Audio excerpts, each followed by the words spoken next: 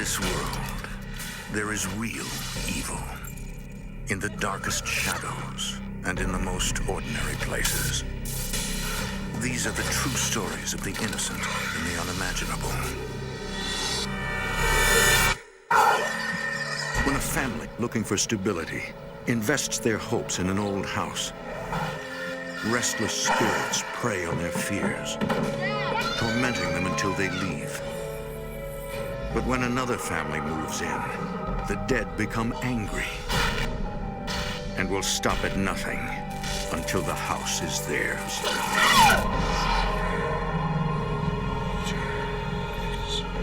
Between the world we see and the things we fear, there are doors. When they are opened, nightmares become reality.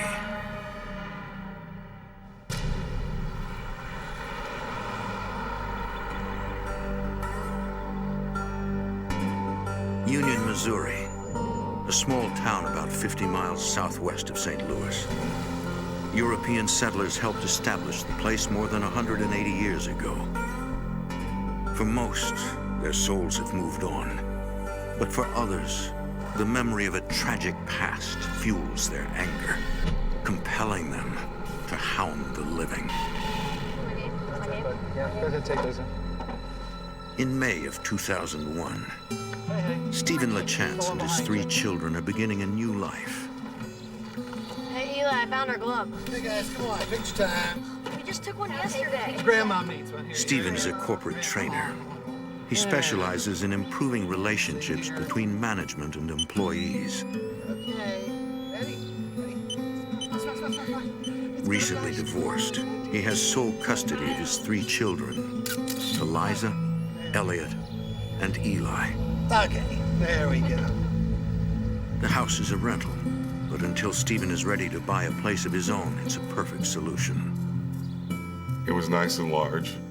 We've been living in an apartment where we were on top of each other. I felt very at home right away. It felt like I was in the right place. In that box by the fireplace. You all right up there, buddy? Stephen's oldest, Eliza, is 13. I thought the house was really neat. I didn't have to be really close to my brothers because our rooms had always been close together. And they weren't so close together in that house. Eli is 12 years old. Elliot, the youngest, is 11. I haven't seen that in like a bazillion years. This was so big compared to what we had. We should play this. I was like, sweet. Come on, guys. Wait a minute. We had invested so much into this move emotionally. Come on, Dad. It wasn't just a normal move for a family. It meant something.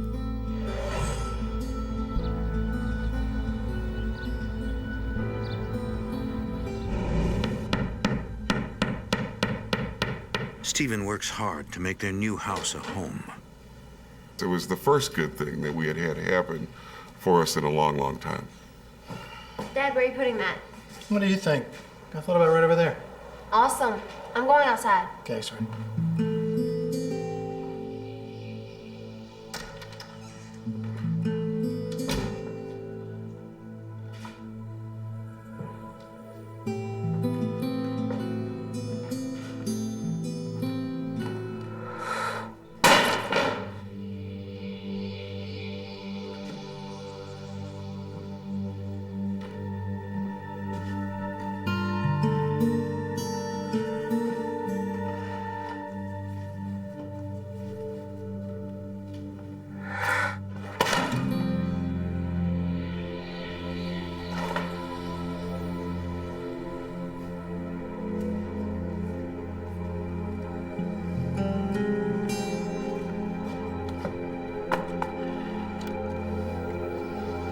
Now stay there.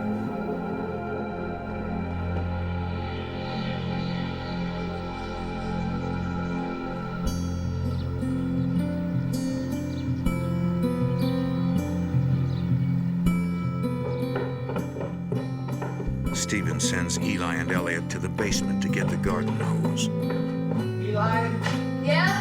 come on up here and give me a hand for a second. I gotta get the hose, Dad. Elliot, you get the hose. Eli, come on up. Okay.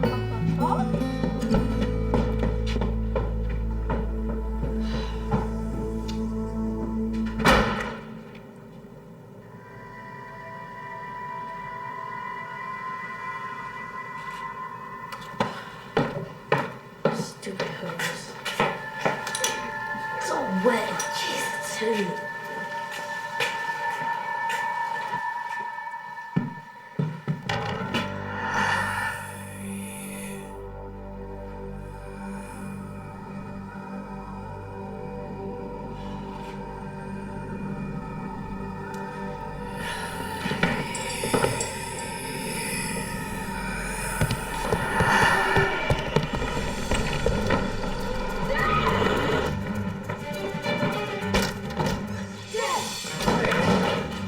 What's the matter? I heard something come up after me, like boom, boom up the steps. That just freaked me out, so I took off.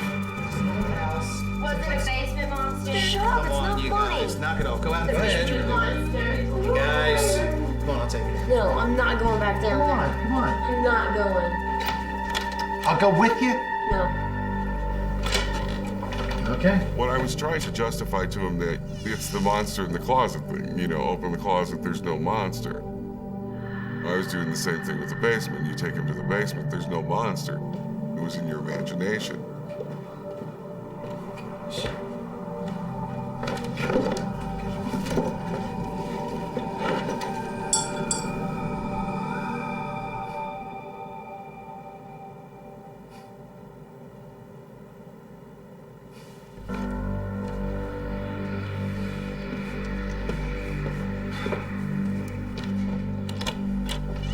Here. See? Nothing in the basement. Down there? Yeah, there is. It's all right. It's just an old house. Come on, buddy. We'll go hook this up. Come on. Come on, come on, come on.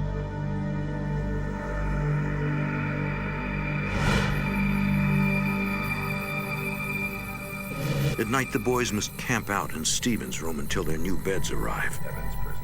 Eliza usually joins them before going to sleep in her own room. Eliza, stop changing the channel so much. Watch the Cardinals game. I don't want to watch hockey. It's baseball. Whatever. I'm trying to find a movie or something good to watch.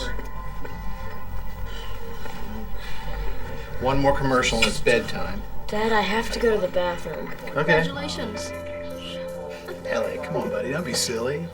Will you go with me? Come on, buddy. Don't be silly. There's nothing to be afraid of. Oh, except the basement monster. Shut up, Eliza. God. Please. You'll be all right. You'll be all right. We'll watch this, because I can't find anything else.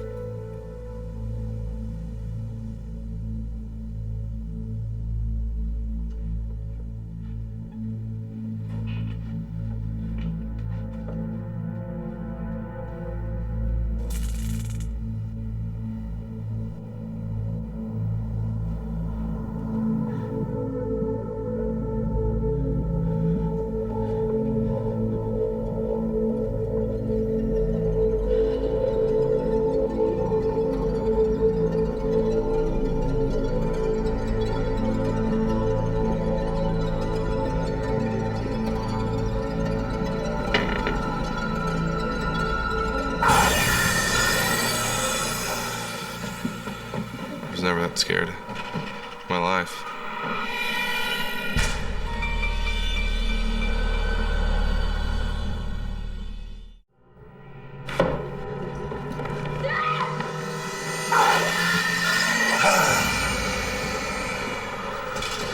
Dad, Dad, What's the matter? there's something in the hallway. What? I think it's the thing from the basement. I was very worried about Elliot at that point. I wasn't quite sure what was going on. I thought maybe it was the emotions of the move. What's this house? No, it's there.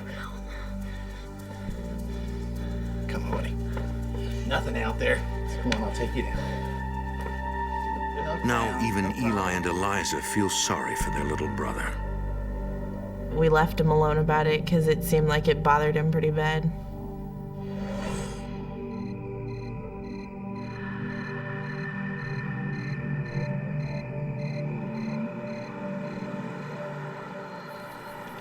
A couple of nights later, the family returns home from a visit with Stephen's parents.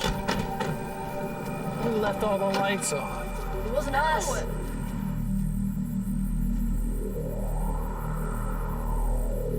There's something wrong here. Thinking someone might have broken in, Stephen checks all the doors and windows, but finds the house is secure. Excuse me a second. Kids, I want you in bed in 5 minutes. Sorry. Stephen calls his landlady. Can I ask you something? We just came home. And when we got here, every light in our house was on. All the lights. I was wondering if you had been here. I would not come in the house without your permission. That would be illegal. Maybe you left the lights on.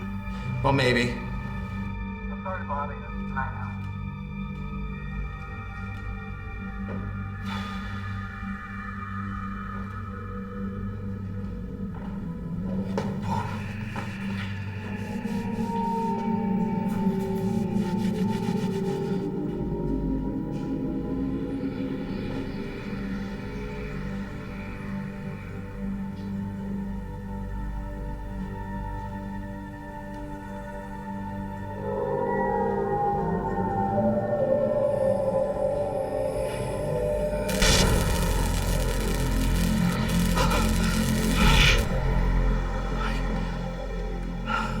An electrical charge passes through Stephen's body. It was like this tickling inside that would work its way out.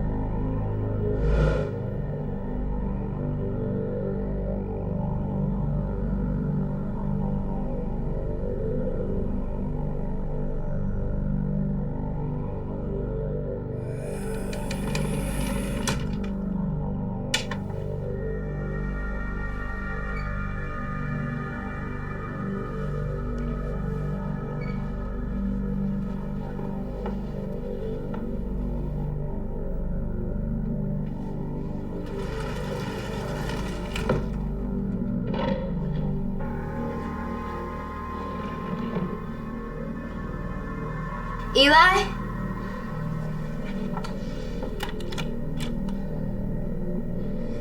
Elliot?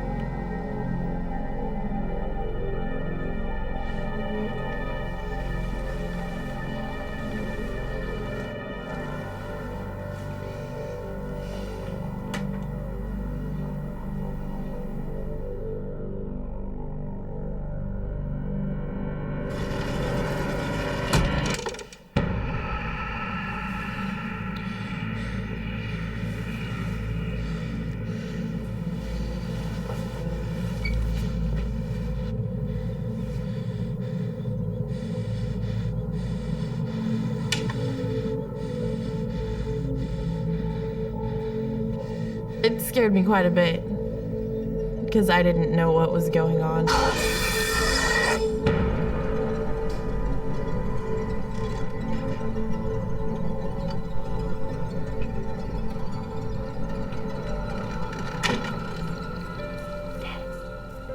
Dad. What? I want to sleep in here tonight. What? I want to sleep in here.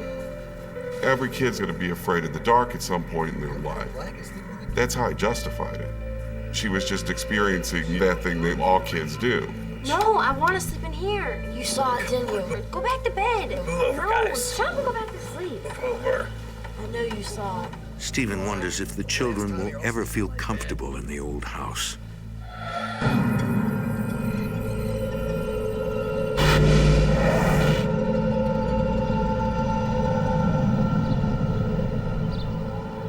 There's something wrong with it. I don't know what it is. The next day, Stephen's father, who is a general contractor, comes over to inspect the electrical wiring. Stephen hopes he'll be able to offer a logical explanation for the electrical shocks and the temperature variances. There's no door on it, but this is a relatively recent box. No shorts. There's nothing here that would cause a shock down here or upstairs. That does need a door to protect the kids from it.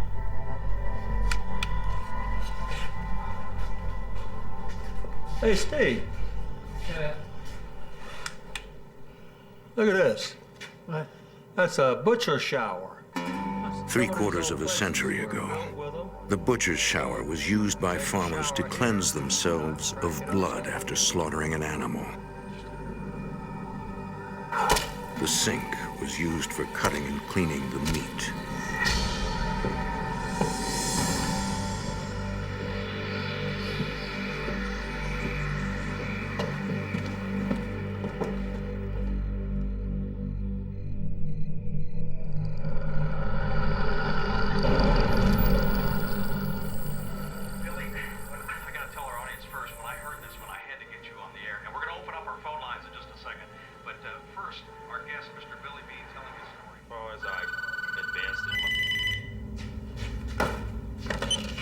Hello? Yeah, Dad. No, In all years, what happened and who was it and why? Hurry up, button here. Start from the beginning. We have plenty of time. What was that? And honest to God, truly. Was that you? Probably just Dad.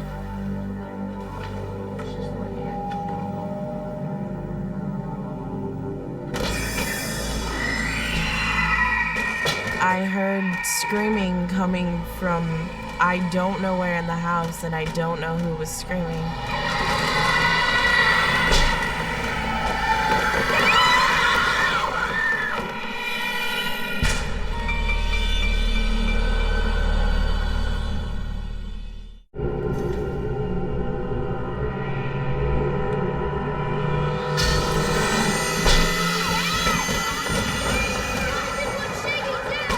Stop slamming the doors up there!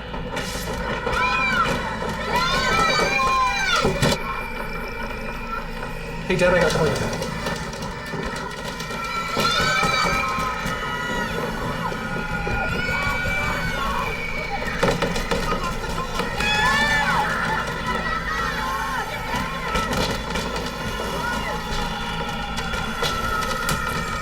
Dad, the doors are starting to shake.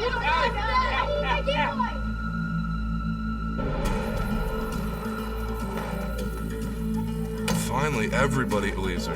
There was no doubt. You guys are in? Come on, get ahead. Everybody saw something. I was like happy and terrified at the same time.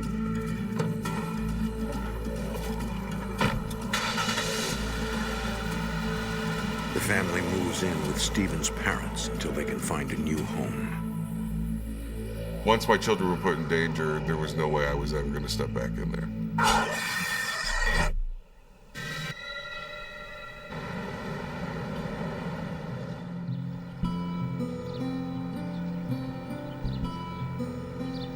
Once again, the big old house is available.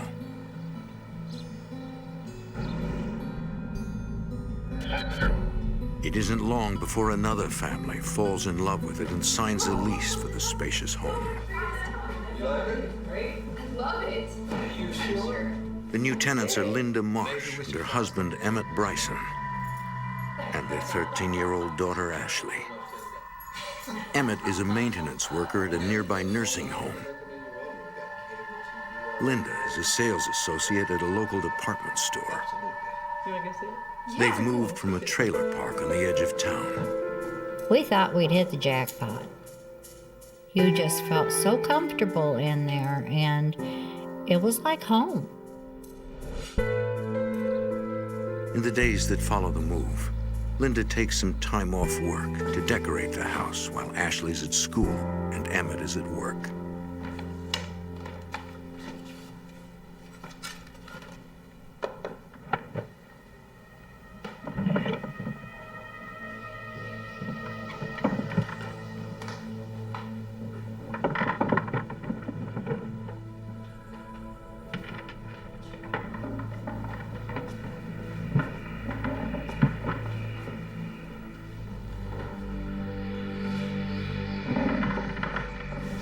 Emmett.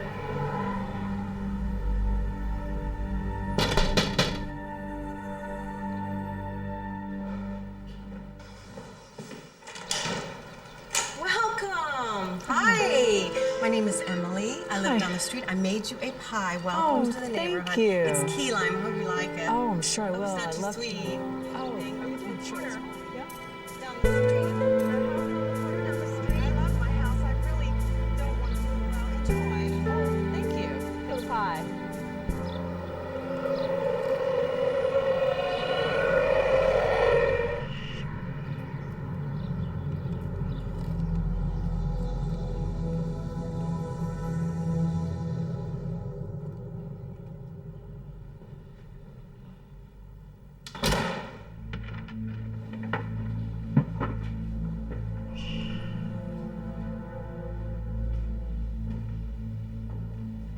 Most of my thoughts were that someone was in the house.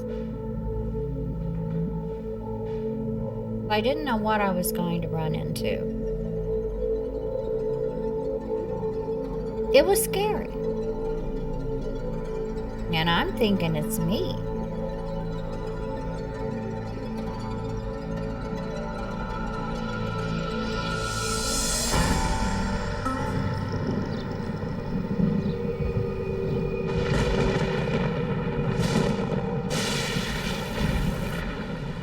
Later that night,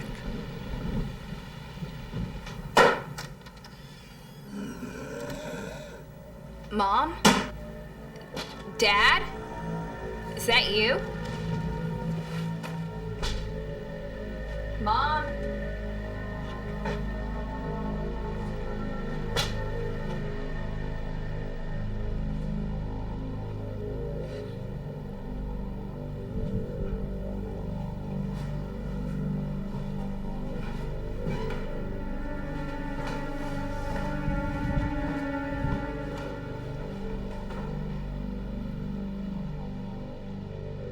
Emmett, can you read this? I just can't read that.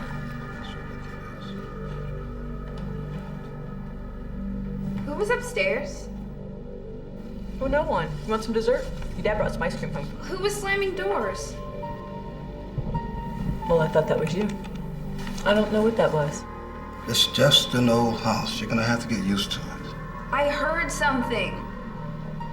You're not gonna tell me that you think this place is haunted too, are you? I love my wife and my kids. And I don't want to hear about that, you know, I ain't got time for that. I'm trying to think about how I'm gonna get food on the table and, you know, pay the rent and stuff like that. What did you hear? It was nothing, baby. Really. It was nothing. You're both crazy, and I'm going to bed. Ashley, come here, sit down, baby. Linda is beginning to wonder if there's something wrong with the house.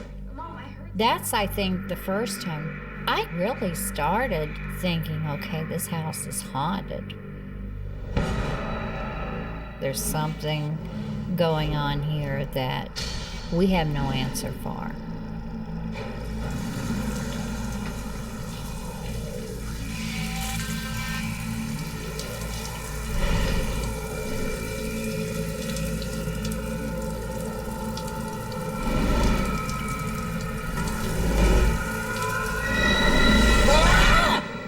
Stephen LeChance thought the old house was out of his life forever, but an ominous dream pulls him back into its clutches.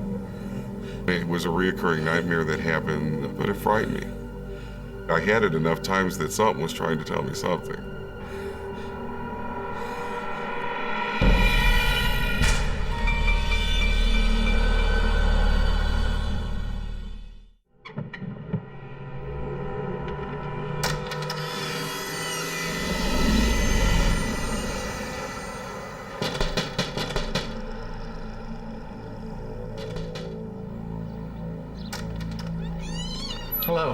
name's Steve LaChance. I used to live here with my family, and I was wondering if I might be able to speak to you about the house. A shocking nightmare compels Stephen LaChance to warn the new tenants of his former home. I did not want to go to the house. I was afraid of it, but I wanted to make sure everything was going all right. Honey, this is Stephen LaChance. And Miss Bryson, nice to meet you. Nice to meet you, too. He used to live in the house before us. Is that right? Mm-hmm. Yeah. Would you like some coffee? I would, thank you. Do you mind if I speak frankly? Go right ahead. Well, when we first rented here, some strange things started to happen. Yeah. This is a bit difficult, but I mean, I don't know you, and you don't know me. Why don't you just say what's on your mind? It's haunted. The house is haunted. Yes. That's the reason why we moved out. I mean, I felt so good to know that it had happened to them, too. I wasn't the only one. I felt then like, okay, I'm not crazy. My daughter is not crazy. There are a lot of unanswered questions, but that's the reason. You mean to tell me that you moved out of this great house because you thought it was haunted? For the sake of my children, yes, I did. I didn't know the guy that well. And that's why I wanted to come over and talk to you. Oh, Lord, here we go. What kind of things did you see? My son in the basement. My daughter upstairs. Look, we're not moving away from here if that's what this is all about. You think our landlady's gonna give us the security deposit back just because you think this place is haunted? There's a lot of money. Anyway, I don't believe in all of this nonsense. We're gonna deal with them the best way we know how, but we don't need your help. Look, it was very nice to meet you, okay? But I have to get to work. I'm sorry. No, it's all right. I didn't believe it happened to me until I saw it for myself. It took me a long time to understand. My advice to Linda from the beginning was get out. I mean, it made the whole house shake. If it could do that, don't tell me it can't hurt you. I know it can hurt you. Linda describes her own experiences in the house. The one thing Linda and I both decided is we wanted to find out why these things were occurring. And I was doing this as much for myself as I was doing it for her, because I was dealing with my own demons, I guess you could say. Stephen is determined to find someone to help solve the haunting. Yeah, I know. I don't even know anyone in the school. I don't even want to go to classes anymore. It's so creepy. Sometimes I hear weird noises when I'm upstairs. And I ask Mom or Dad about it, and Dad's just like, oh, you're crazy. And Mom seems like she's hiding something from me, but I don't know.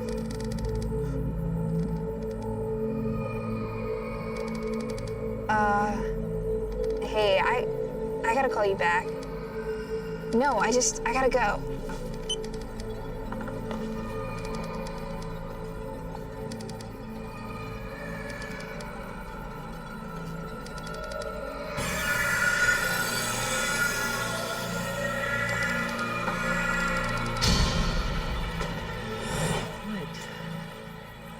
There was a baby in the tree. It was hanging upside down. Ashley. At that point, I was really concerned that she was having some kind of mental problems. No, I'm not smoking anything. And my first concern was drugs. Mom, I swear to God, I saw a baby in the tree. I accepted the fact that she was hearing noises because I did too.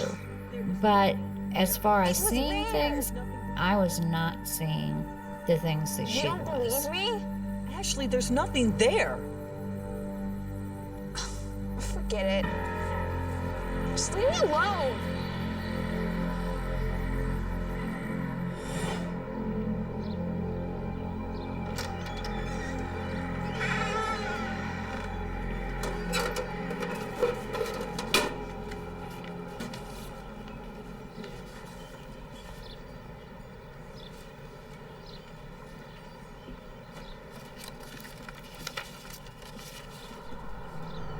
Linda is shocked to learn that Ashley has been skipping school.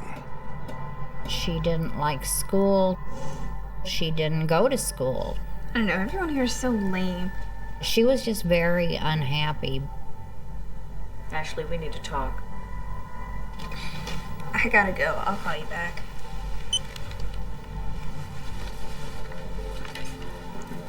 Listen, I have something very serious to talk to you about. What?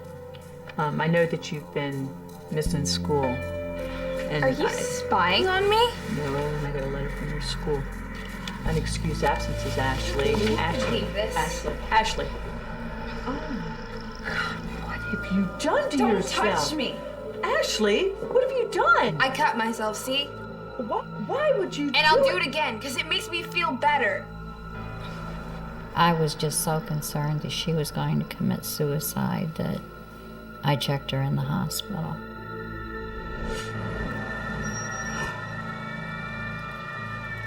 Linda's doctor explains that cutting is a phenomenon among teenage girls who are trying to alleviate stress and anxiety.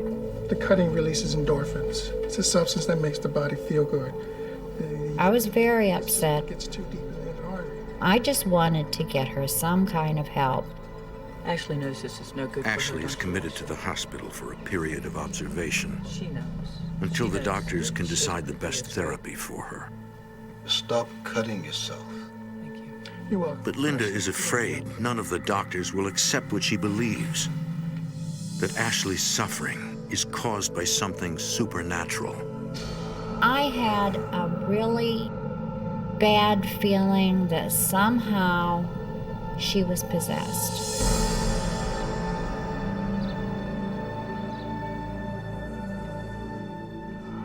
Emmett reluctantly consents to an investigation. I have to tell you, Steve, I don't like this.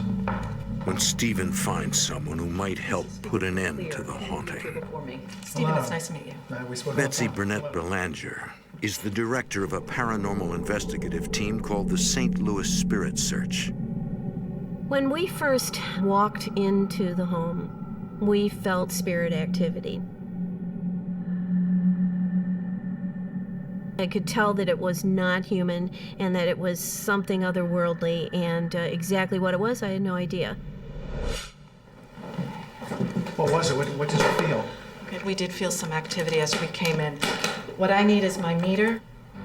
Betsy and her partner quickly prepare for a thorough investigation of the house. And what we plan to do is to start upstairs in the bedroom. Emmett thinks bringing the investigators into the house is unnecessary When you lived here, and dangerous. where did you feel most of the activity going I believe in that dead dog's lie.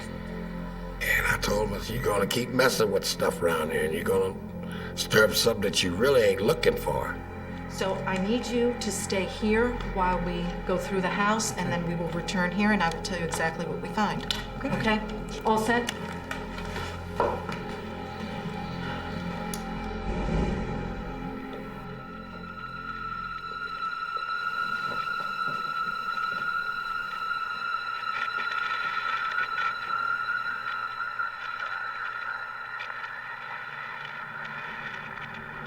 Is it clear? No, I can't understand it. It's coming from here. We did pick up a voice. Now, we could not make out what the voice was saying. It was very garbled and very muffled. But it drew us to that direction.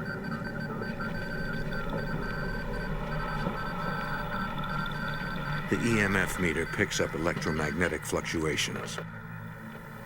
There's a presence. I can sense a presence. Betsy senses an old man standing in the corner. He was not shying away from us. He was just observing what we were doing and why we were there. We decided to be very, very quiet and see if we could pick up the actual words of what this man was saying to us. And what we picked up immediately was a voice saying, "This is my house."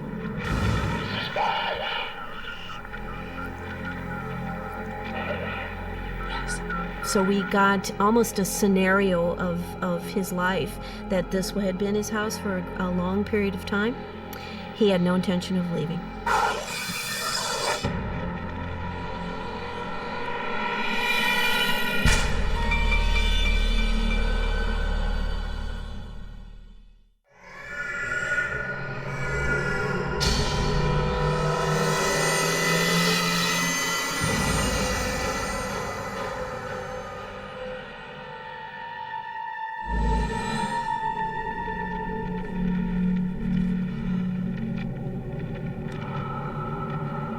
Ashley's bedroom, Betsy feels a powerful negative energy. I don't know if it's spirits or... It's hard for me to describe to you the amount of negative energy that we were feeling in there. It was not pleasant. It was not a pleasant place to be. Why don't we sit down and try and figure out where this energy is coming from? We sat there for a good 15, 20 minutes, trying to absorb, to figure out if there was actual entities there or if this was poltergeist activity that was generated by this adolescent girl. Poltergeist is a German word meaning noisy ghost. Now, a lot of people believe that poltergeists are actual entities. I'm not one of them. I believe that it is energy, and it is energy that is usually negative.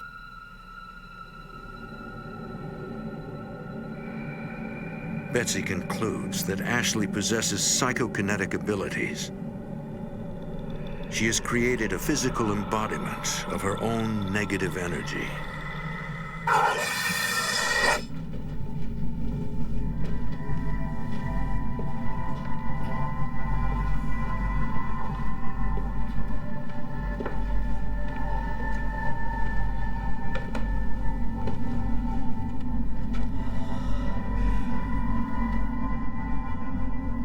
This way.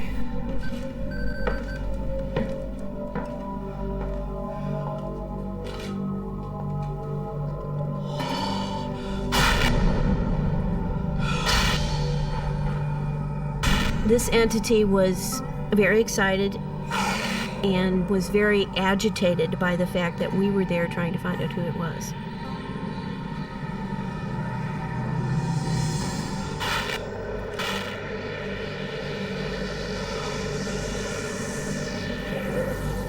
Betsy has stepped into a psychic force field, a vortex of spiritual energy. It's like standing in a wind tunnel almost. I mean, your clothes aren't blowing around, but you can feel that vibration in your body. I felt enough. Betsy believes that energy vortexes originate deep inside the earth and can attract spirits. Especially spirits who are wandering, who don't understand where they are, trying to find their way. You're welcome. There's a lot of energy that's going on in this home. I did not advise Linda to move out of that house. It wasn't my place to do that. I did tell her that if she could not come to terms with living with the man upstairs or having the entity in the basement, that might be something she might consider. Who exactly are these spirits? That we don't know. Betsy tells Stephen that traumatic events of the past could be responsible for the haunting. Stephen decides to take the matter into his own hands by researching the history of the Union House property. In the county records and local library, he uncovers a history of violence and misery.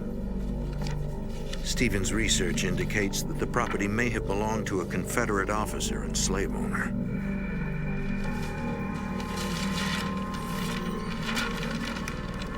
Another Confederate officer, a renegade named Captain Wilson, was executed by firing squad on the property.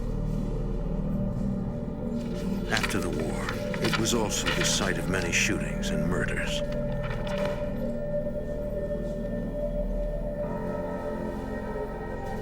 The bloody and tragic activity continued to modern times. And what we found out is there's probably many reasons that, yeah, it probably is haunted, and there's probably good reason for it to be haunted.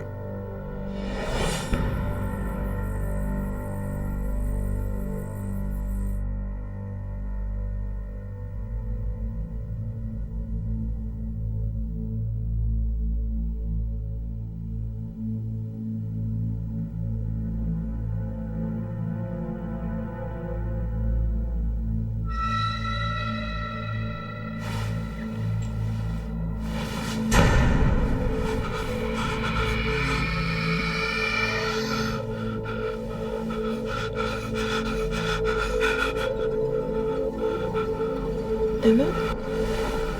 Emmett, honey, what's wrong? Emmett. Emmett! I saw something. Where? At the foot of the bed. It looked almost human. Emmett. I tried to tell you this, but you wouldn't listen. So now I seen it. Now I believe it. That's because I seen that myself.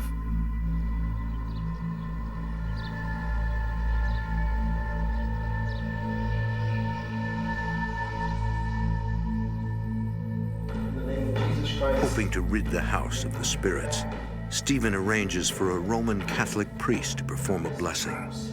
In the name of the Father, and the Son, and the Holy Spirit, in the name of Jesus Christ, I command you to go back.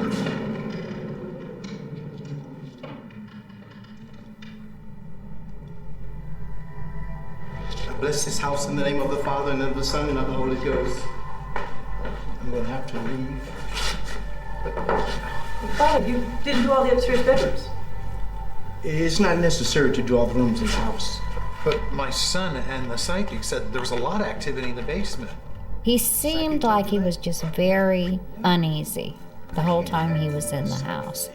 He just seemed like all he wanted was to get out. It's been a pleasure, and I hope to see you in church.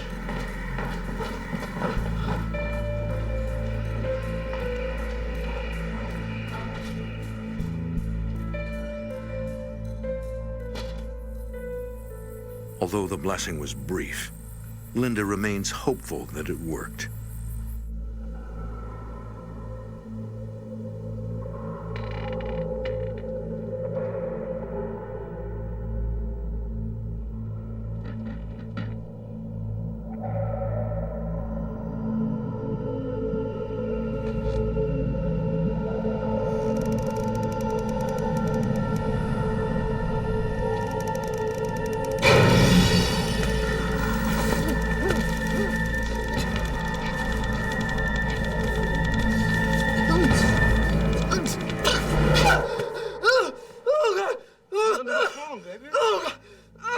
It was choking me.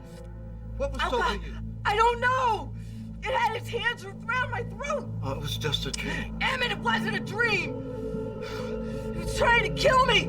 I told him I don't know what it was, but it felt like there were hands around my throat. I can't do this anymore. We'll leave.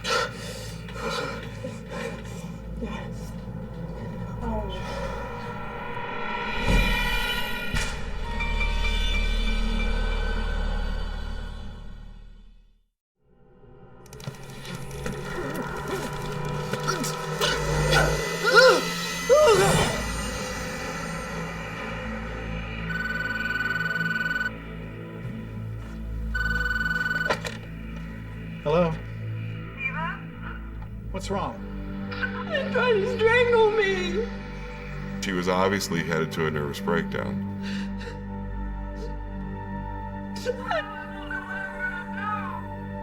I would rather take pills and die than To keep going like this.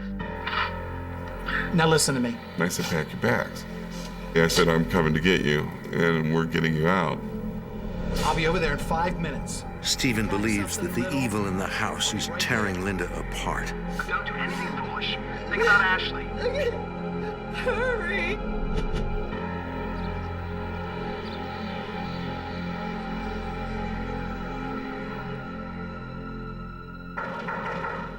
I wasn't sure what was going on in the house. Linda!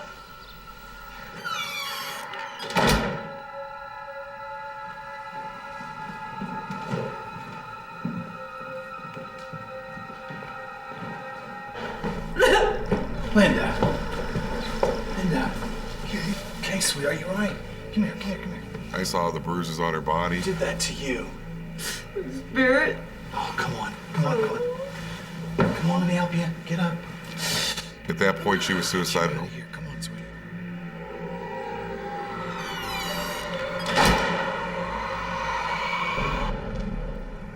Linda is admitted to the hospital. She remains there under close observation for 4 days. She is examined by psychiatrist Dr. Imran Chishti. At that time, she was depressed and felt hopeless and suicidal. Linda, tell me about the footsteps. It is not until her 3rd meeting with the doctor that Linda told him the real reason she wanted to die. Do you hear voices? What would you say if I told you that my house was haunted? You'd think I was crazy, wouldn't you? No, I wouldn't say that. I wouldn't think you're crazy at all. My reaction was, I believe you. That your house may have been haunted. Tell me more. Let me tell you. Dr. Chishti believes he has a unique perspective on the world of spirits. I'm Muslim by faith, and we grew up reading the Quran. The presence of these beings, of their world, is documented in all religious books. What I'm going to do is I'm going to give you a prescription for your anxiety. Linda is diagnosed with depression, but Dr. Chishti believes she does not suffer from a mental illness that might cause her to have hallucinations or hear voices. He encourages Linda to stop her investigations into the hauntings and move out of the house immediately. I don't know of many people who have challenged spirits and walked away. What would you do if someone broke into your house in the middle of the night? You would chase them out. It is their place. And if you stand there and say, well, I don't believe in you, then they might be compelled to show you something to make you believe in them.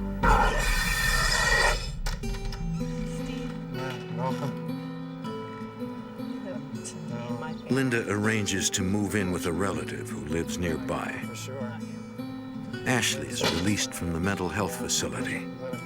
She'll be staying with her mother until Emmett finds another place suitable for the whole family.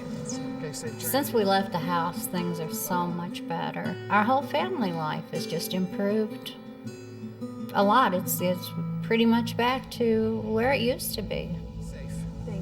For Stephen LaChance, what haunted the Union House remains a mystery. But he does have a theory. Whatever is there, for some reason, is targeting everyone's worst fears. Eliza's afraid of closets, so her closet door opens at night. Elliot's afraid of clowns. He's seen clowns. My worst fear would be me not being able to get to my children. I think this place is a predator. I think it thinks.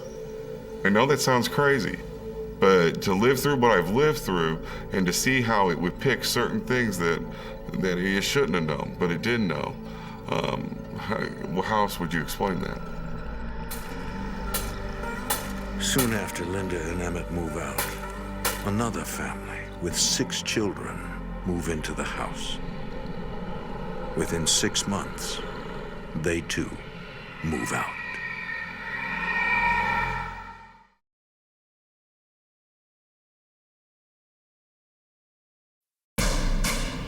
In this world, there is real evil. In the darkest shadows and in the most ordinary places.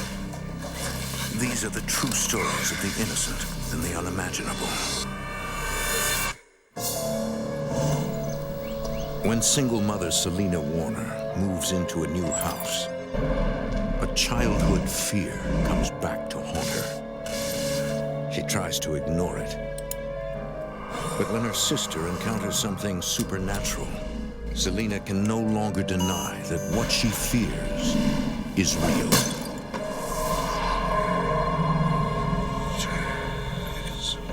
Between the world we see and the things we fear, there are doors. When they are opened, nightmares become reality.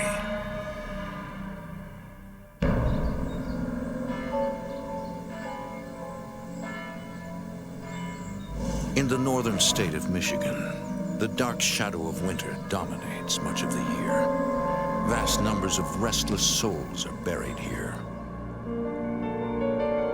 Despite the barriers of ice and hardened earth, their spirits roam the frozen landscape, lost, unaware of their own death, still seeking the warmth of human contact.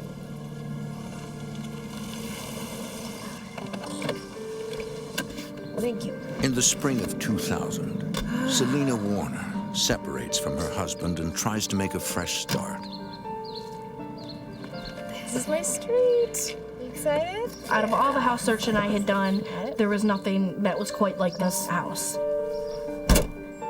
And, you know, it was perfect. I was so excited about getting the stuff in there so I could just start living my life in this big house. Selena's sister, Adrian, lives nearby and is a constant source of support. Selena and I are very close. When she was a child, I always played second mother to her. And it grew stronger as we grew older. I'm so proud of you. Thank you.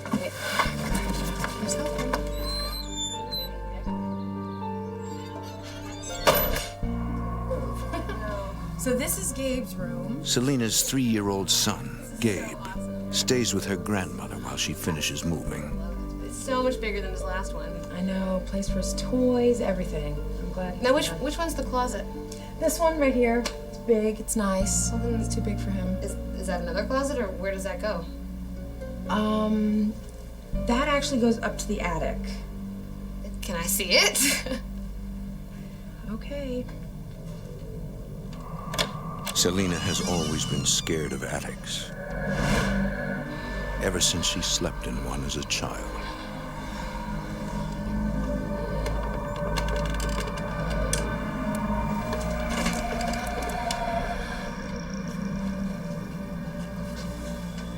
Well, there it is. We'll go up.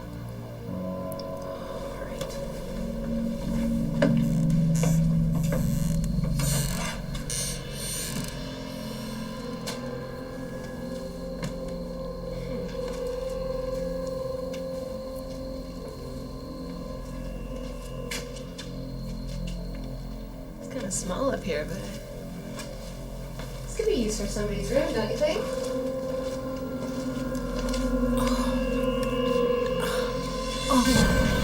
What's wrong? What's wrong? Talk to me. My head. Okay. You want to go downstairs? Okay, let's go. It was like my head was filled with fog or something. Just a lot of pressure and tension. Are you okay? Are you all right? Can I get you something? As soon as I got to the bottom of the step, it just lifted off of me. I feel better now. It just became calm again. It was just when we were upstairs. All right, well.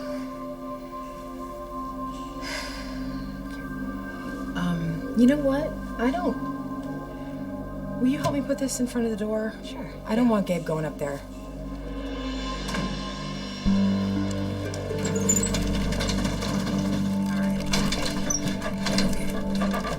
Let's tell you what, why don't we just go get the rest of your stuff moved in, okay? Okay. All right.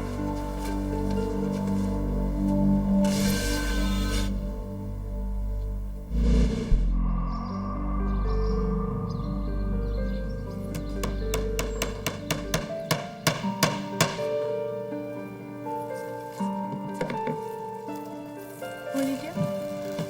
Oh, honey, that looks great. Could you hand me another nail, please? Adrian helps her sister turn her house into a home. She's more of the creative type than I am. So I left the decorating up to her. I love it. Oh, shoot. Will you grab my thank you? Got it? Later that day,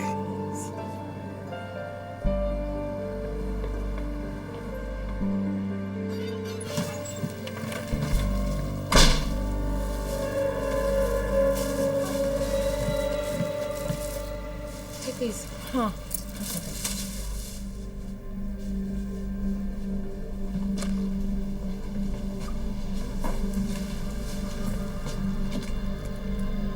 It looks like it's been cut. It probably just breaks that way. That's okay, though. I will fix this like it was never, ever broken.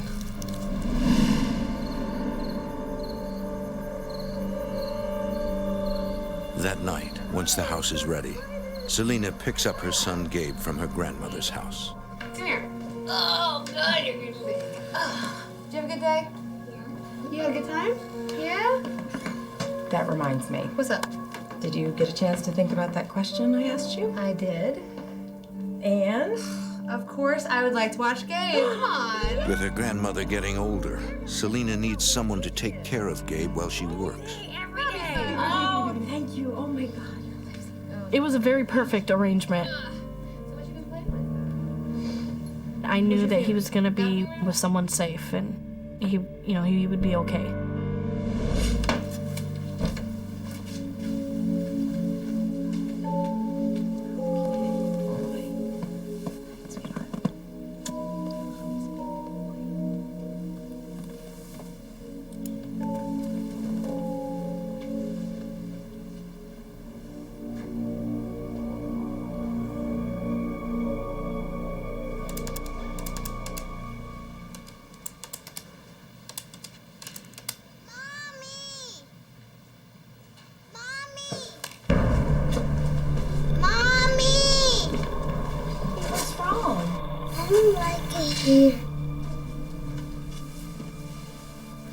Why don't you like it here? It's scary.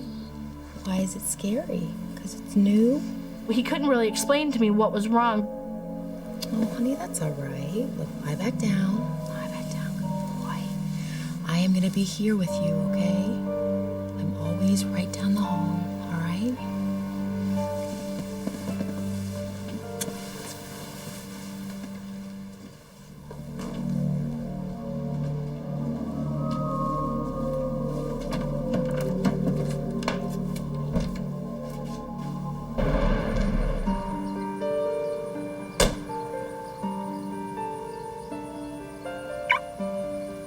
The next day, Adrian returns to watch Gabe.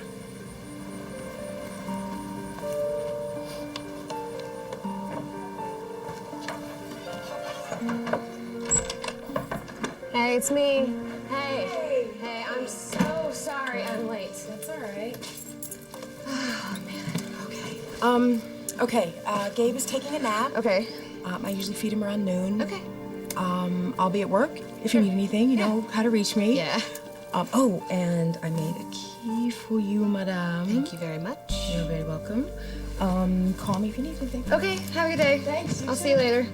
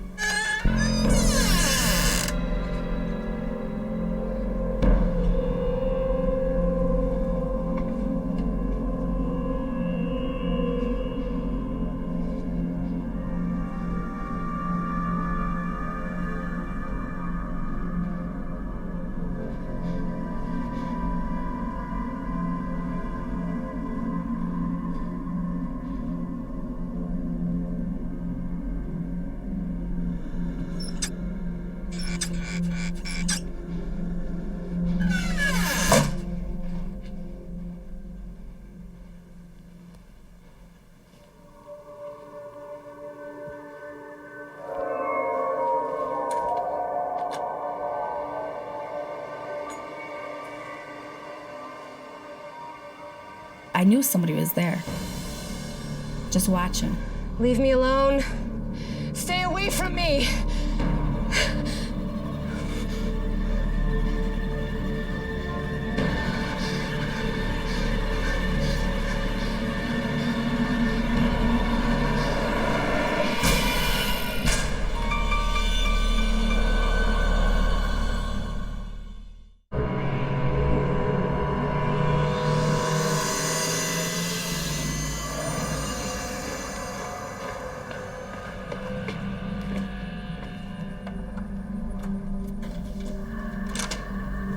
Hey.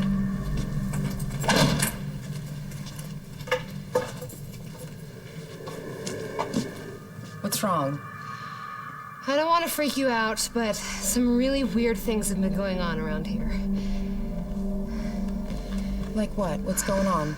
I was bothered by the feelings that I was having, but I had to let her know. I feel like I'm being watched. I could swear there is somebody here. Like, I feel like My somebody sister is was like, watching. well, could something be going on here? And I was like, well, I don't know. Do you ever feel that? She kind of shrugged it off a little bit, didn't want to believe it. I don't know either.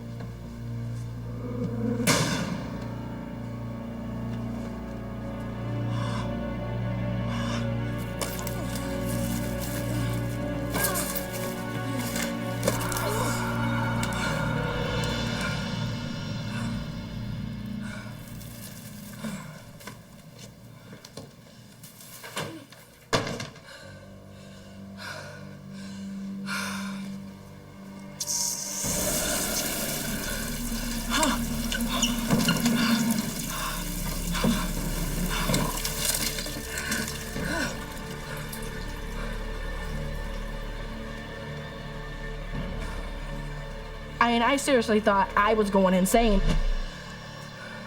It really freaked me out. Oh my God. Gabe. Gabe? Gabe!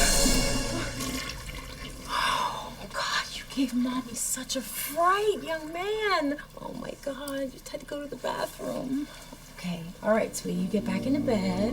I didn't know what was going on. I mean, I was terrified.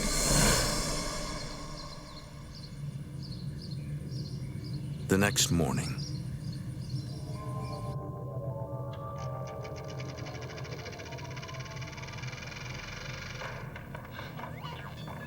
Honey, you're standing too close to the TV, sweetie. Come on. Well, isn't that better? You're not gonna get any headaches now. Oh my God. Hey. Hey! How are you, darling? Ah! Are you okay? Not really.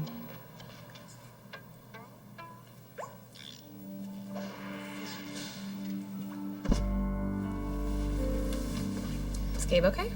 Yeah, he's fine. He's fine. I want to move out. Selena believes her house is haunted. But I can't. Adrian does too, I know, but I think I got us something that can help. but she's more intrigued than frightened. I read in here. She had read in a book that if you take a picture, if something's there, it's going to come out on the picture. And then get the photos developed. And Hopefully these pictures might be able to tell me something. You know, we can figure out what to do, or we can take the pictures to the experts and see if they can show us what to do. What do you think? I think it's worth a shot. Okay. Yeah. Here, I'll take this. Okay, thanks. Okay, I'll be right back.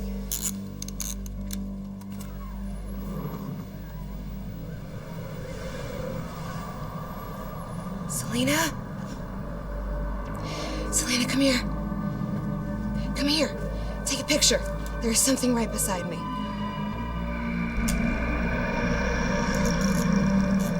Oh, that was so weird. I told her that I felt that somebody was there. Okay. So weird. I didn't know what to think. I had never experienced anything like this ever before. Let's take the rest of the house. Okay. All right.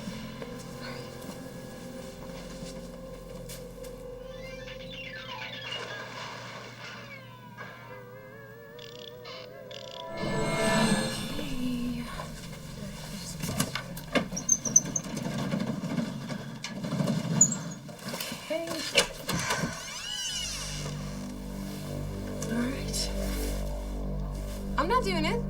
What was your idea? Look, I am scared enough being here all by myself all day long. You do it. Well, look, I'll go with you. Okay. Okay.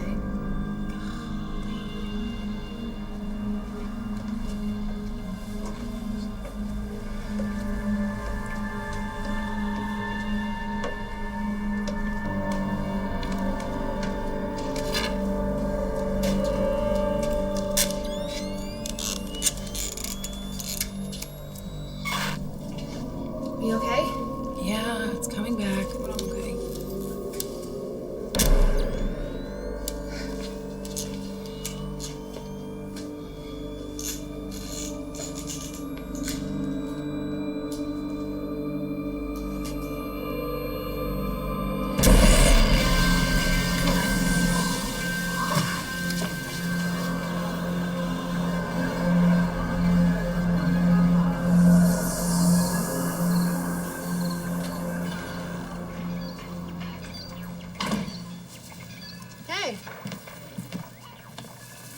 The next night, Selena returns home from work with the developed photographs that she and Adrian took around the house.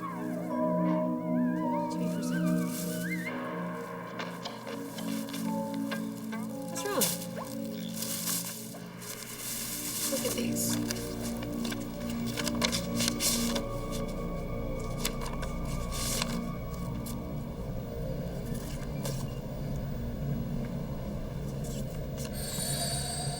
Sure enough, right away, I caught it. It looks like a man standing It was a there. man. A slender man, very tall. I could see a cigarette with smoke coming from this cigarette. Look at that. Oh my God. Screaming. It looks like it's screaming. There's a face. It was like a ghostly face. But I was getting the impression that he was screaming at me to get out. What am I gonna do? What can I do? I'm saving, but it's gonna be a month before I can move out. I knew I couldn't leave, so I needed to try to figure out what else I could What do. is the worst they can do, right? I mean, they're dead. I was terrified. I want to move Gabe into my room. I know. I want him to sleep with me. Okay, okay. I don't want him near that door. Okay, I completely understand. We'll figure it out. I didn't know if what was there was good or bad. We'll get through this. I promise.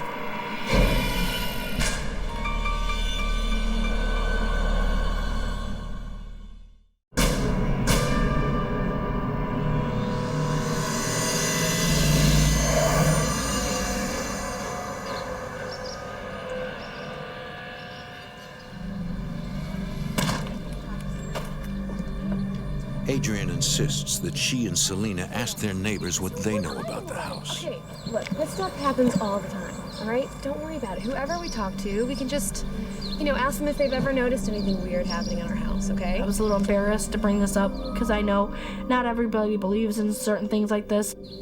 Look, there's somebody right there. Come on. Hey there. Oh, hi.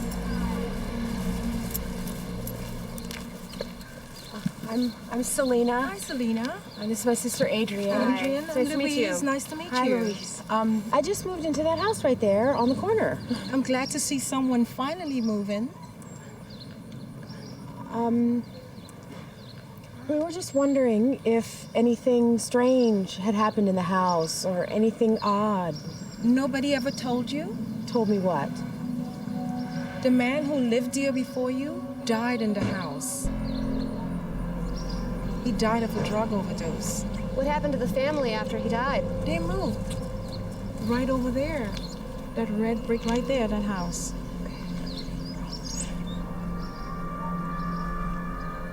Okay. Thank you. You're welcome. Thank you very much. Thank you. Wait! Selena was a little nervous to go down there and stir up old wounds. I told her we have to see if anything strange was happening when they lived here.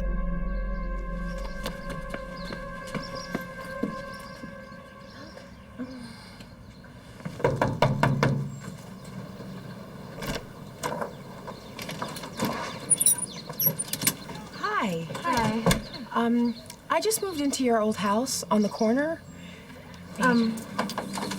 Some weird things have been going on, and we were wondering if those weird things happened when you lived there. My father died in that house. I'm so sorry.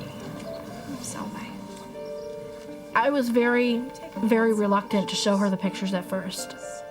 I didn't know how she was going to react to them. Does it mean anything to you?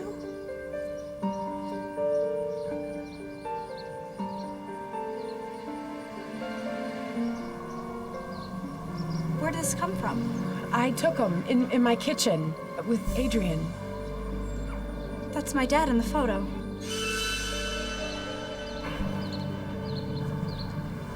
The last time I saw him was in that house. Hey, Dad! You said you quit. We argued and... I mean, I tried. Honestly, I did. Do you know what you're doing to us? What are you talking about? You know what you're doing to us? No, it's just... I hate you! I never saw him alive after that. Wait! Wait!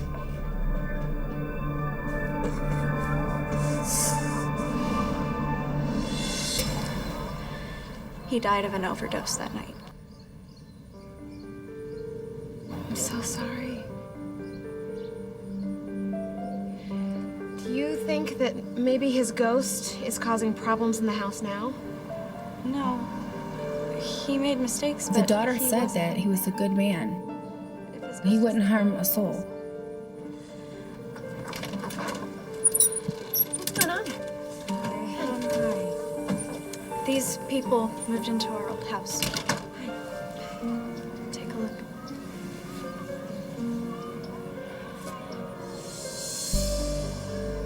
It's his spirit, Mom.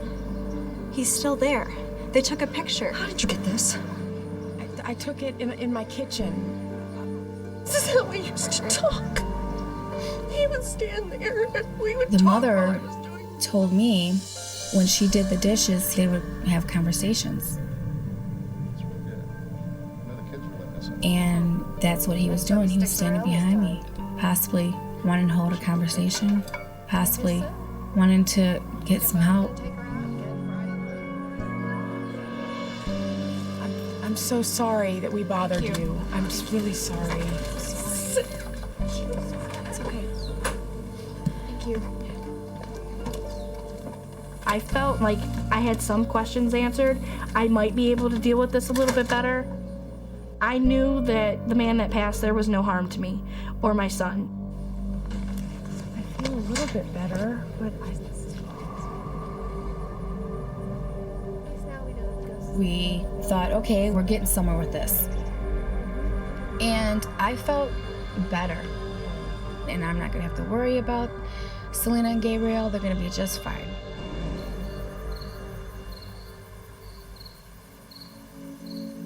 The house remains calm for a few weeks.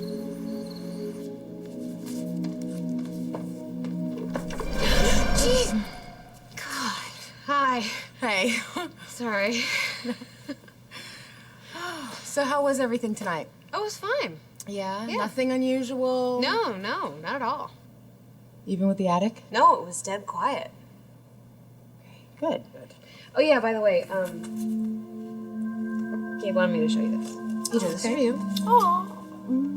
Yeah. Oh my God. Yeah.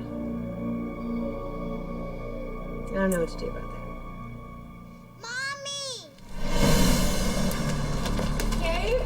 Oh my God. Honey, what's the matter? Gabe, are you okay? Honey, are you... Oh Gabe. my God, he's burning up. I didn't know what was going on with him. Look at me. He looked like he was possessed, like he was in a trance. Okay, we gotta take him to the hospital, baby. Okay. Oh, baby, I'll get your keys, okay? Thank you. Just go.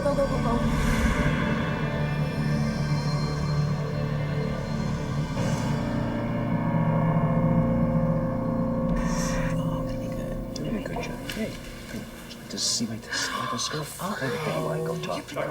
Oh. Okay. There's no sign of the high fever. We've done neurological tests and everything is fine. Then what is it then? It could be psychological. They told me that possibly the reason why he was waking up this way was due to my husband and I's split, and possibly it was affecting him because of that. It's very traumatic for a child. He may still be getting over the breakup. Dr. Wilson, you needed an ICU. It's okay. He's gonna be fine.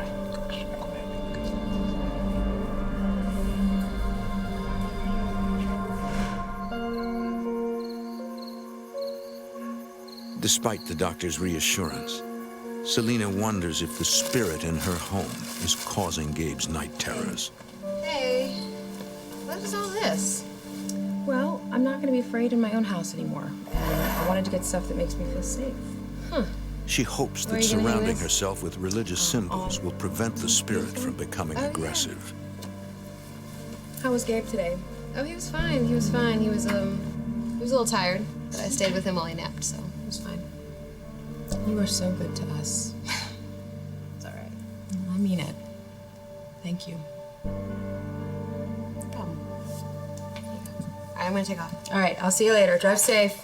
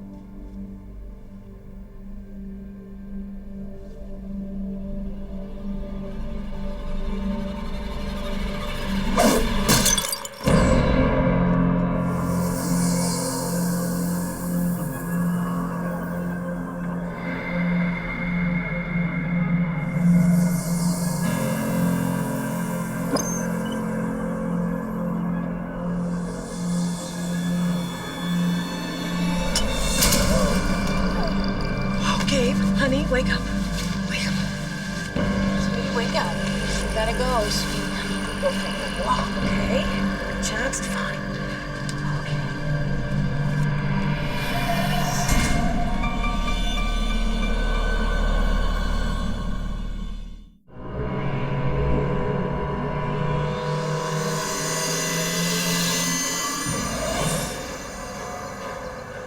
After several paranormal events, Selena decides Gabe will be safer staying with her grandmother.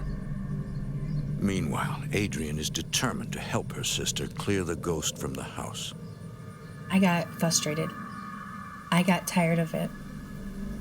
I wanted them gone. And I went through every room rebuking in the name of the Lord. And these signs shall follow them that believe. In my name they shall cast out spirits.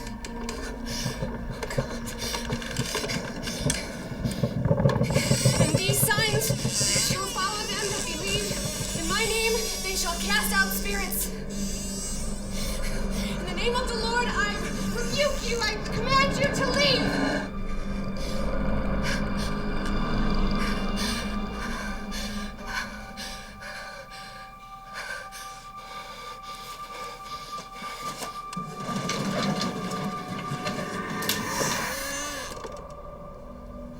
I just felt if I went any further, something bad was going to happen to me. And I walked away. I was so scared. Am I doing something right, or is this going to get worse? Unsure where to turn, Selena and Adrian consult a local psychic. What would you like to know? Selena decides to test his abilities. Well, I'm separated from my husband, and I'd like to know if we're gonna get back together. No, you won't. But that's not really what you're here for. There are spirits in your house. I was stunned. I didn't know how to react. For one, I had not even mentioned to this man that there was even anything going on. I didn't even say anything to him about my house. You tried to disturb them. Yes. He goes, you made the activity worse. Lord, I rebuke you. I command you to leave. I was so scared because how would he know? I was frightened. You don't have the authority to do this on your own. Can you get rid of them? I don't have the power to do that. Well, who does? I could suggest the church. We asked him what we could do.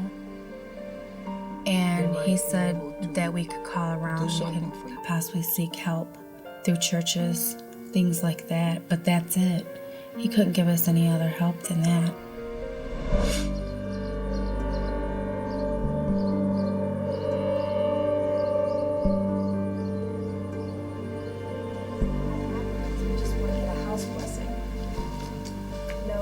Selena calls several local churches, hoping to find someone to bless her house. You can't do anything sooner than that. But no one is immediately available. Okay, all right, Father. Thank you. I may call you back. Found it. Adrian has another idea. Remember that program I listened to about those ghost hunters? They found their number. She heard a radio show that featured local paranormal researchers. Come on, just call them. All right. I contacted this organization requesting that they come and do an investigation. I've tried every other avenue, don't know what else to do. Hello? Brenda McCulka is the co-director of the Southeast Michigan Ghost Hunters Society. Things like When I first spoke to her, I became really concerned because she sounded very frightened. Would it be okay if we came out one night next week to investigate? I wanted to do the investigation right away. She was pretty frightened.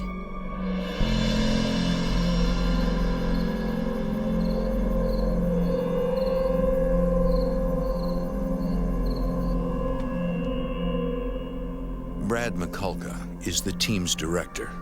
Brenda's gonna interview you here while I set up the technical equipment around the house. We met the tenant and we spoke to her for a very few minutes about what our investigation was going to entail. If even half of what she said was true, that was actually happening, it was going to be a good investigation. Is there any room you don't want us to go into? No, the house is yours.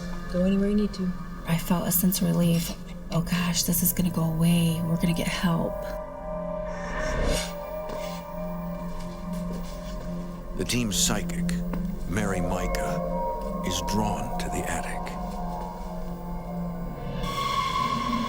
I could feel an entity watching me. That energy did not want us there at all. It was very negative.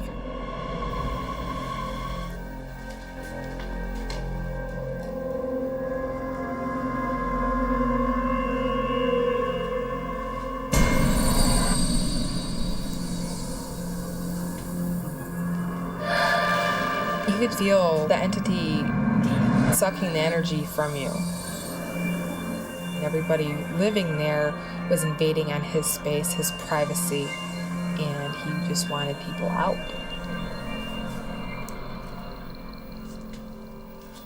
Brad sets up a motion detector. It will trigger an alarm when anything moves in front of the camera.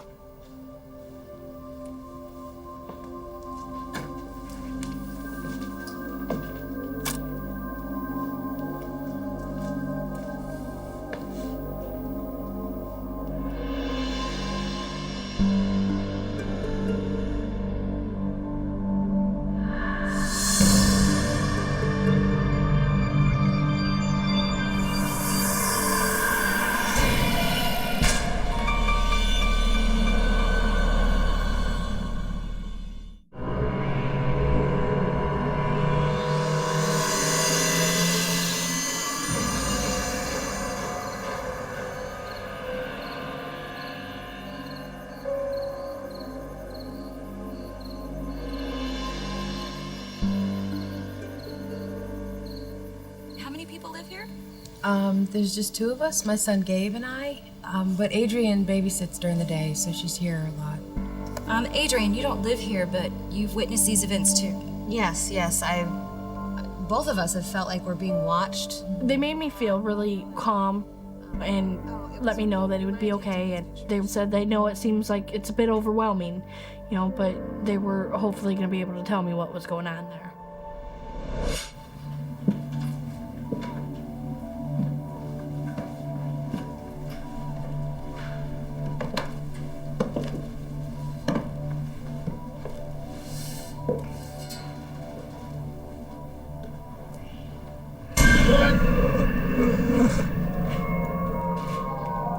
The spirit Mary senses is far less hostile than the one she encountered in the attic.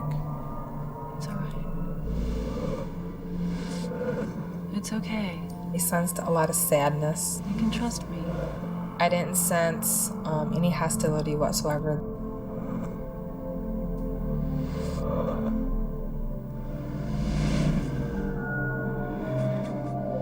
He wanted to make good with his family before he crossed over.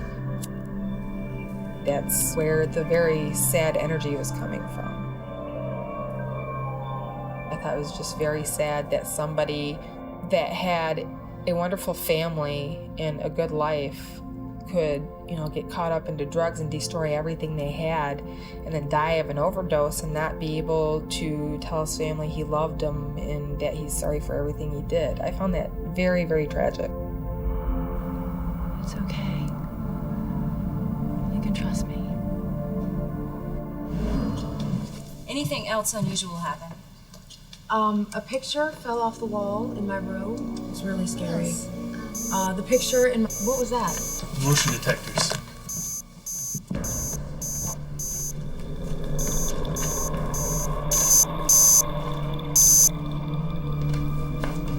Did we get something? I don't know. I'm rewinding it right now.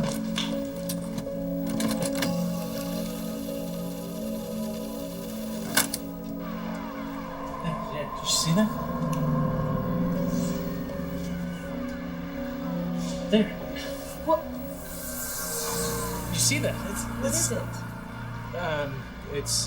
It's an orb. Traces of a spirit. There it is again. Well, what's it doing? I'm thinking, oh my gosh, what did we get ourselves into? Well, what's it doing? Okay. Here, let's go.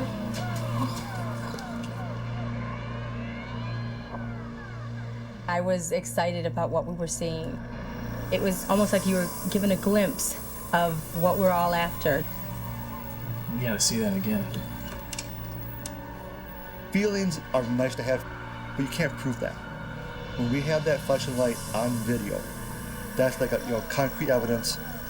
At that point in time, I'm like, okay, we do have something. They're not imagining things. Now we have to figure out a plan of action.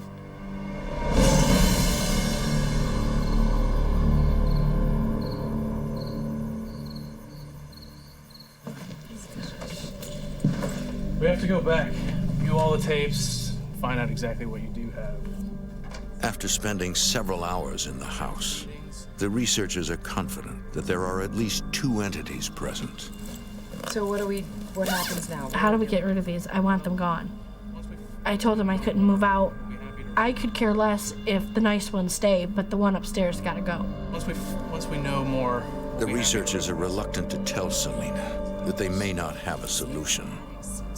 You have to be careful because you can't tell someone who might not have the means to move, you need to get out now, or something bad's going to happen. So you have to kind of tread lightly and just advise them the best that you possibly can. The spirit in the attic seems to be very territorial. Just don't go up there. As long as we stay out of his territory, he'll stay out of ours. And I'm like, well, then we got a deal. It probably won't bother you, at least until we can tell you more about what we found. We'll be happy to recommend stressed somebody. to the max, and we didn't know where to go from there. You'll get my report within the week. Okay, well, thank you. So I was trying to force myself to be a little bit more comfortable with it, but on the inside, I was terrified.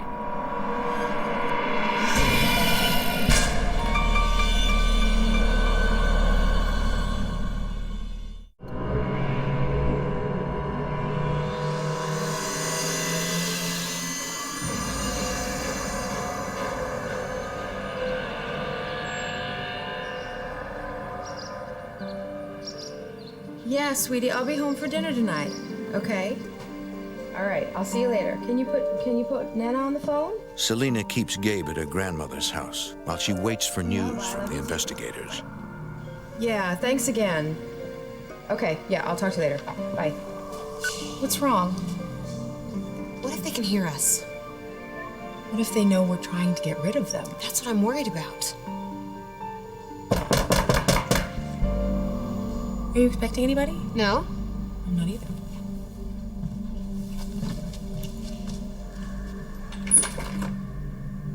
Adrian recognizes the daughter of the man who died in the house. You remember my sister Adrian? Hi. I'm here so I can make peace with my father. She says, I think this is going to be the only thing that's going to help, my dad move on. This is a friend of mine, and I think she can help my father move on. I'm a spiritualist, and I'd like to try and communicate with the spirit in the house. If you guys don't mind, I'd really like to walk around the house. Not at all. Sure. Please. Thank you. That's exactly what we need. The woman will use purified salt water and prayer to bless the house. Dear Lord, please protect me from harm and wickedness. Selena and Adrian hope that her blessings might also expel the angry spirit in the attic.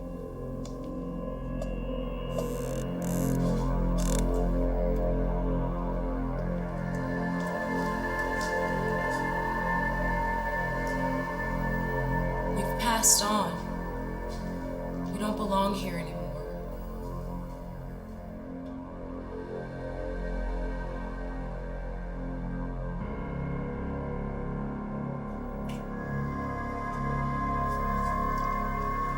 Your family loves you and forgives you.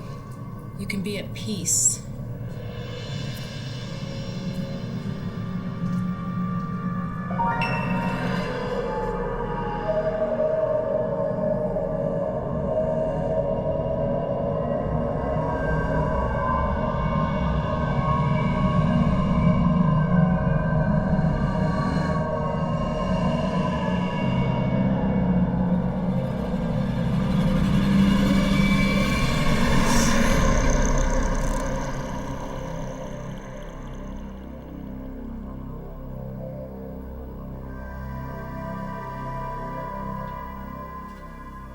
The daughter returns to the basement to make peace with her father's spirit.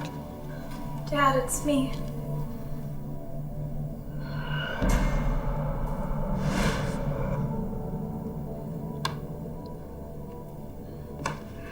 know what you're doing to us?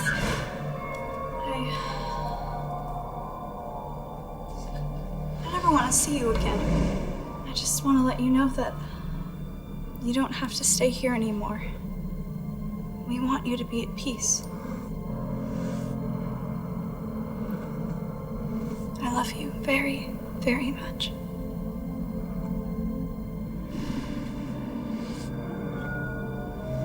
And I'm not angry at you. I forgive you.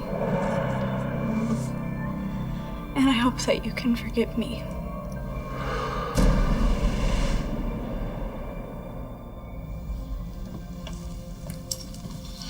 Where did he go? I think he's crossed over. Oh, that's great. Yeah.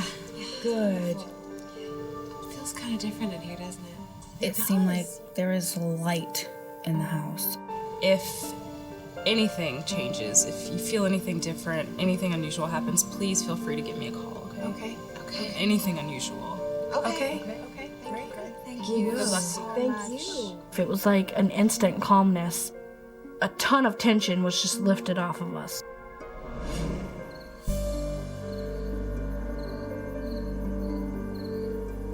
The house remains peaceful for several days. Selena decides it's safe to bring her son back home. You want some cookies? Yeah. How many does Mommy let you have? 2. I will let you have 3. All right, I'm gonna go get some cookies, okay? All right. Here, please. Does that look good? Yeah. Okay. I'll be right back.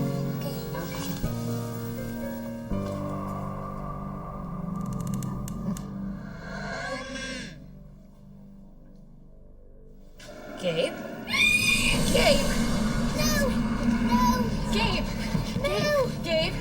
look at me. Look at me. Come on. There's nothing there. Come on. Look at me, sweet. Come on. Come on, Gabe. Come on, Gabe. Gabe, come on. Come on. Come on. Gabe. Help me. Come here. What happened? I don't know. I just turned around and Gabe. And the minute I turned around, come here, sweetie. How you doing? It was on the ground, honey. It was just like before. Is it his cold? Yeah. You could see, I mean, just in the look of his eyes, that something was wrong. Adrian's getting here. She is. Okay. Okay. And I was like, I'm out of here. I knew that the man who had passed had moved on. He went on to where he needed to be, but that thing in the attic stayed behind.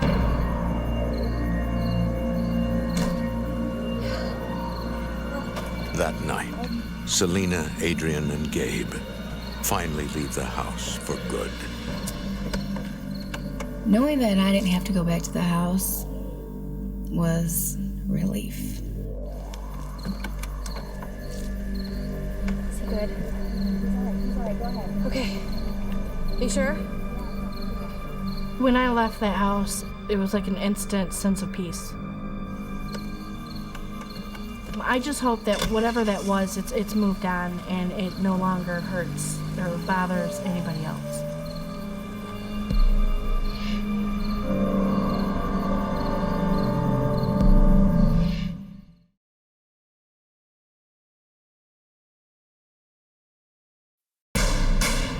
In this world, there is real evil.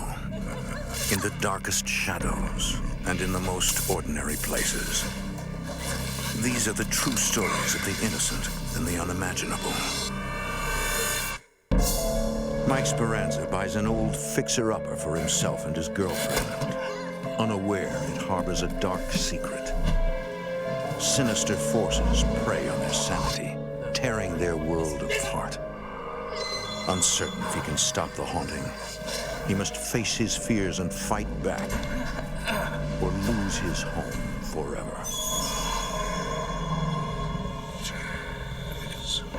Between the world we see and the things we fear, there are doors. When they are opened, nightmares become reality.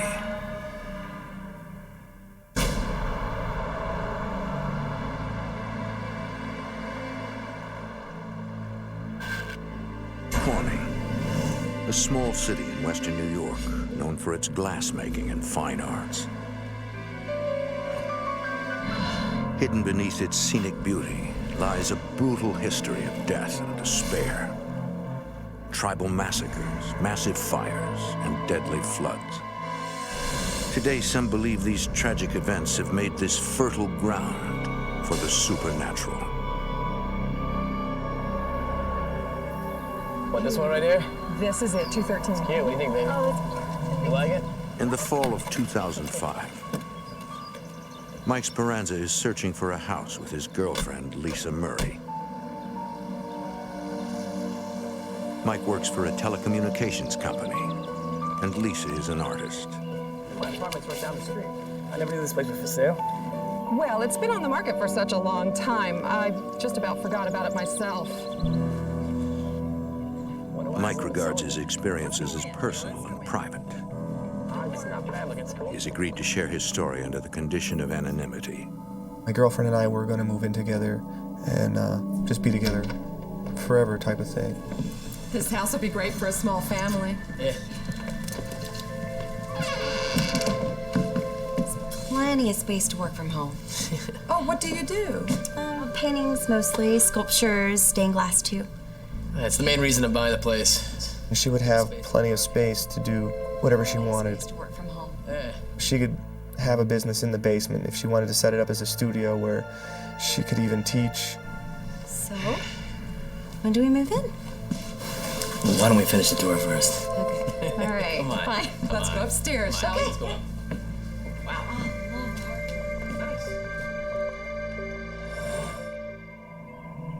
A month later, Mike and Lisa move in. They begin renovating immediately.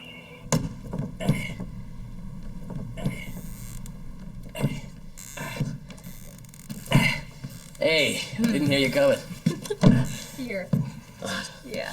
Want to help me? Yeah. Yeah. Please. Here we go. Ready? Go. There. Ready.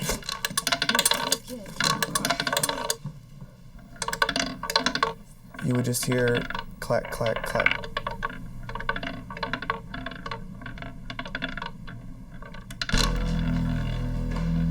Oh my gosh. It's cool. It's a housewarming gift. From the house. Maybe next time it could send down some diamonds. It was something that we kind of looked at each other, nervously laughed, and thought to ourselves, that's interesting.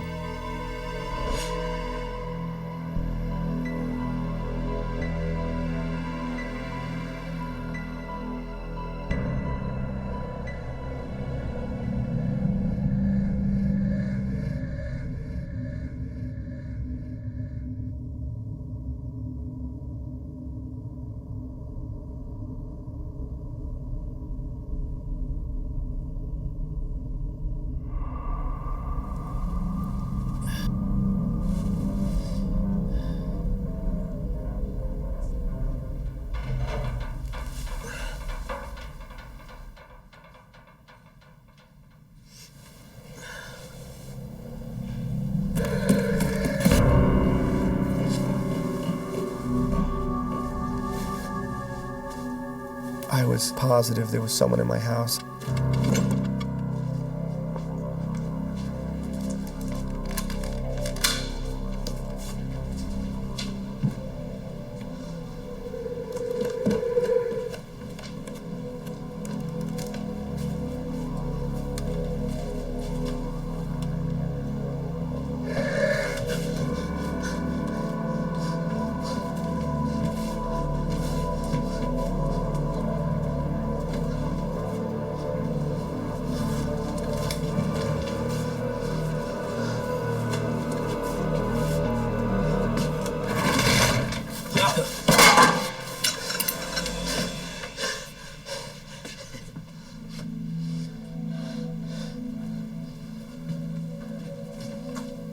I checked every spot in that house. The front door was dead bolted. There were chains on the back door. So there was no way that someone could have gotten in or out.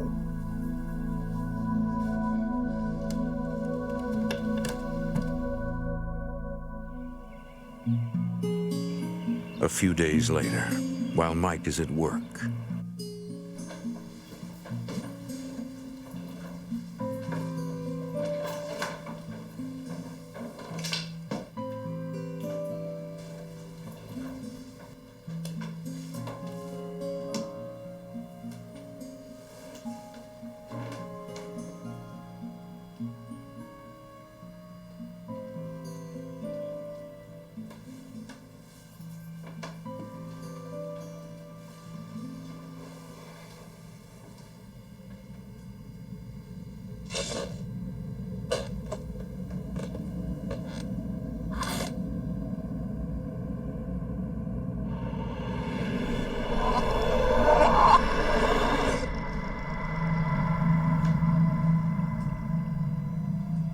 Yeah, I see it on monitor too. Other than that, oh wait, hold on.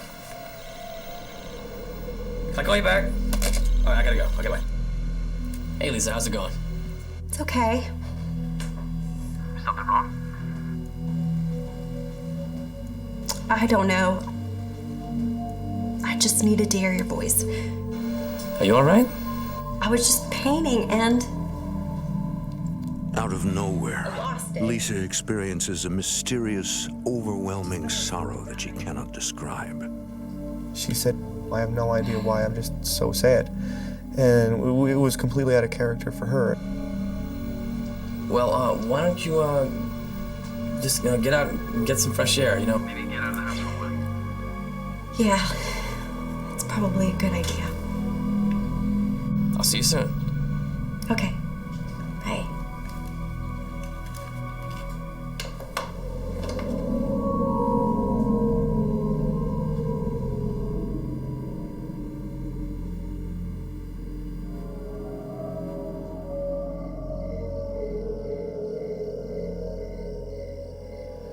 Over the next few weeks, Lisa's depression deepens.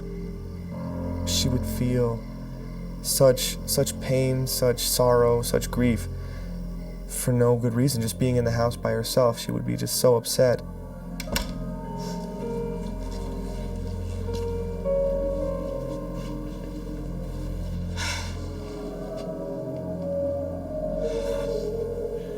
It was a little bit at first, and then as the months progressed, it just got worse and worse. I know what you're thinking. I still haven't done them. I haven't done a damn thing all day. I really don't care about the dishes. I care about you.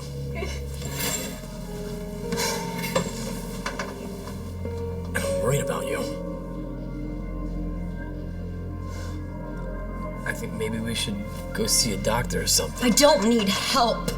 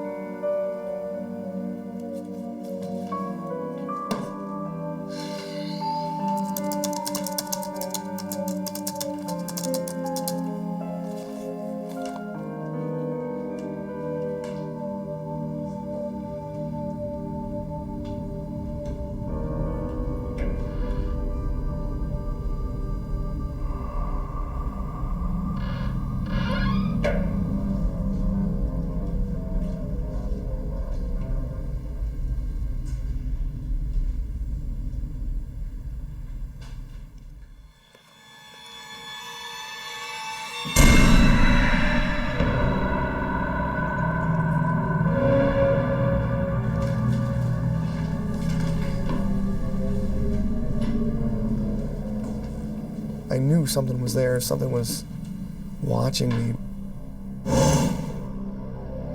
In the weeks that follow, Mike has a growing sense that there is something very wrong with the house.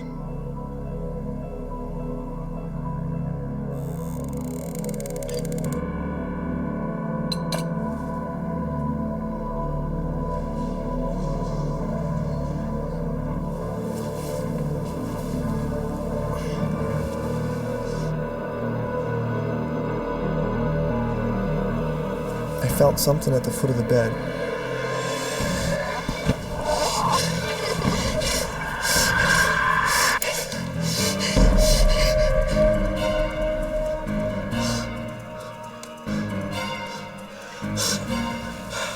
That was the first time I was truly scared.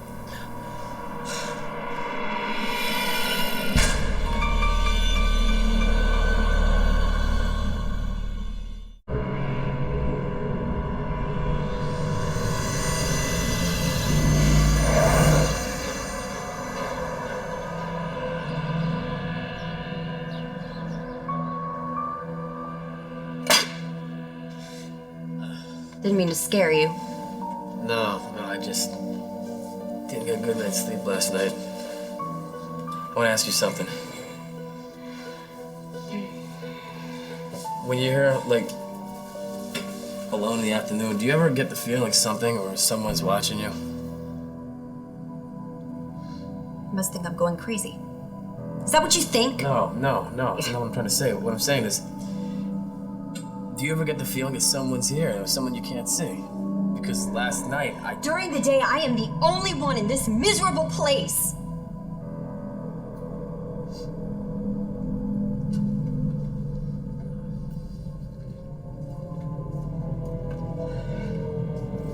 Let me tell you something. I bought this miserable place as an investment in us! I think I just got really angry and just snapped. I had no idea where it was coming from. I don't even know why I'm angry, I just am.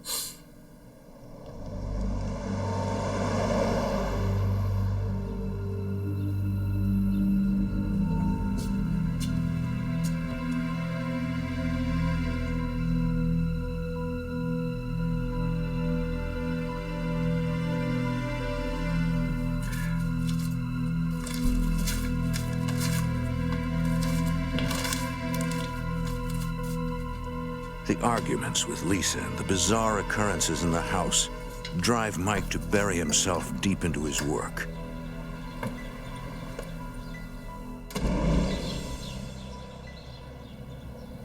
She figured if she didn't talk about it and she didn't think about it, then it just didn't exist.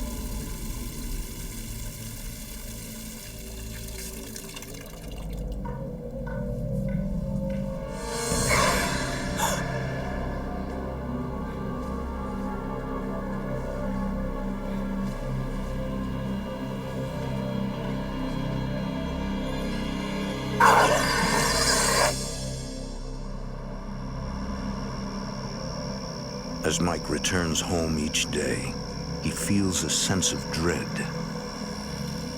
I would find that the closer I got to the house, the more tense I was.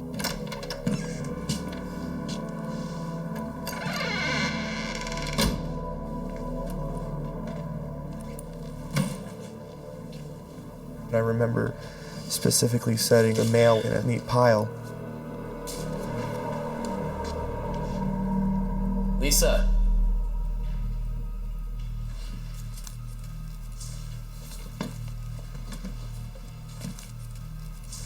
Lisa.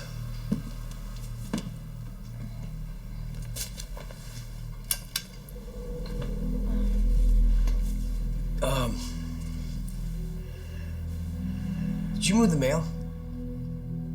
What? Never mind.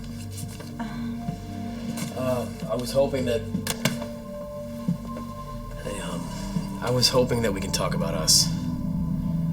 About what's going on in the house. Nothing's going on in the house. Lisa, look, you weren't like this before we moved in. We weren't like this. Mike suspects that the strange presence he's felt in the house is manipulating both of their moods.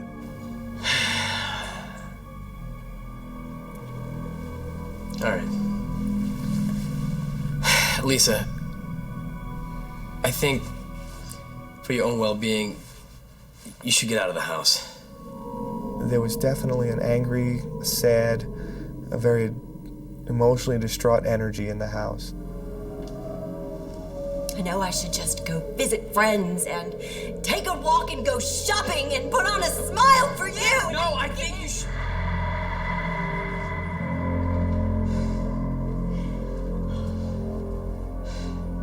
No. No, I think you need to move out of the house. Is that what you want?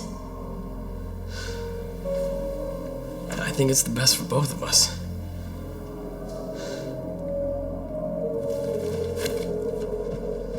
Mike wants to do what's best for Lisa, but he's torn about his decision. I was very distraught myself. When she walked out, a good part of me walked out with her.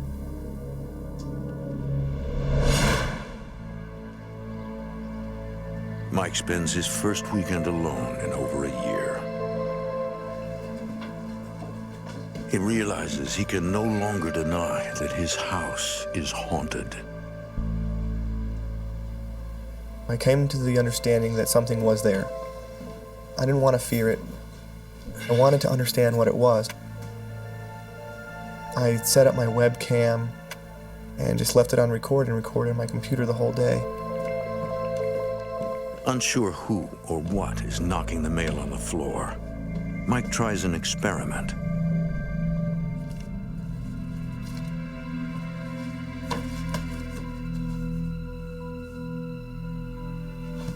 I would leave money out to see if it was neighborhood kids maybe coming in. They would certainly take a $20 bill sitting on the counter.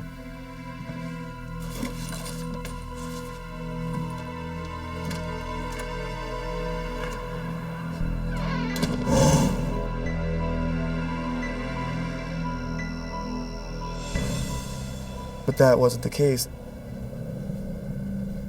I couldn't find any other explanation other than there was something in the house.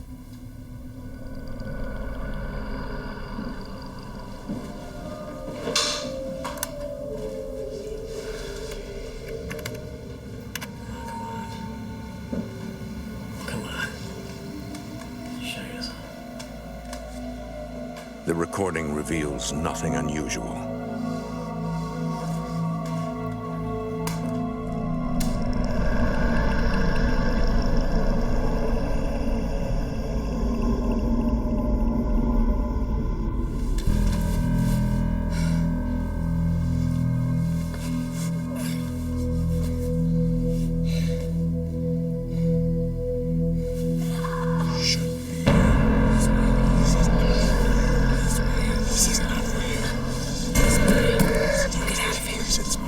Two voices.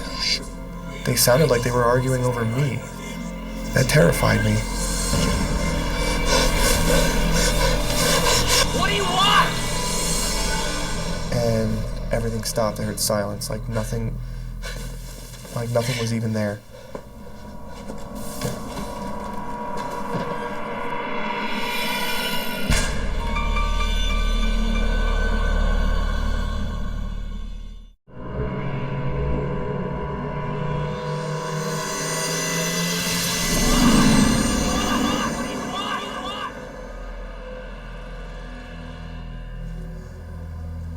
Mike spends the night at work.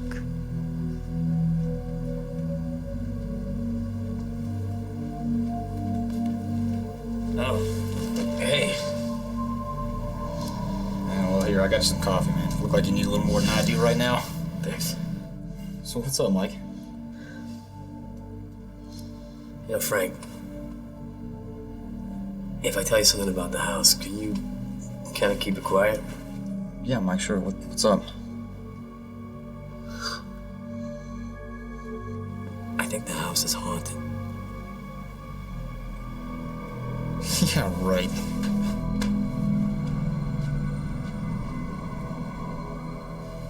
I don't think I really ever mentioned much of it again to anyone at work.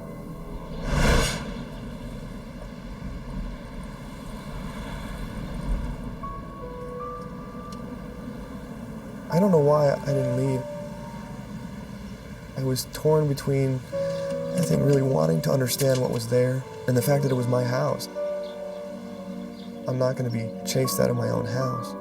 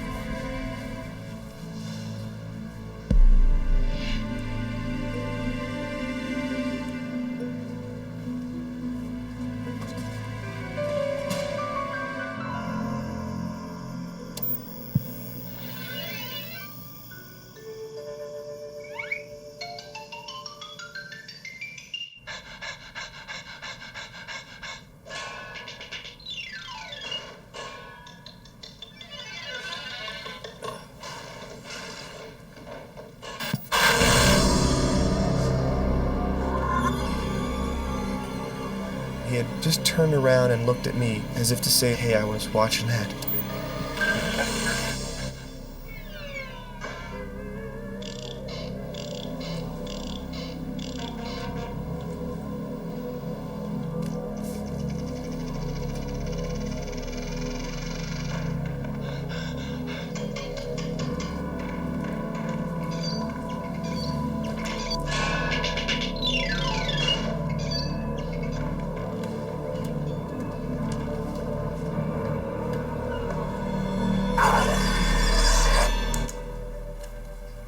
It made me nervous, to be sure. I started to think, is this boy around all the time?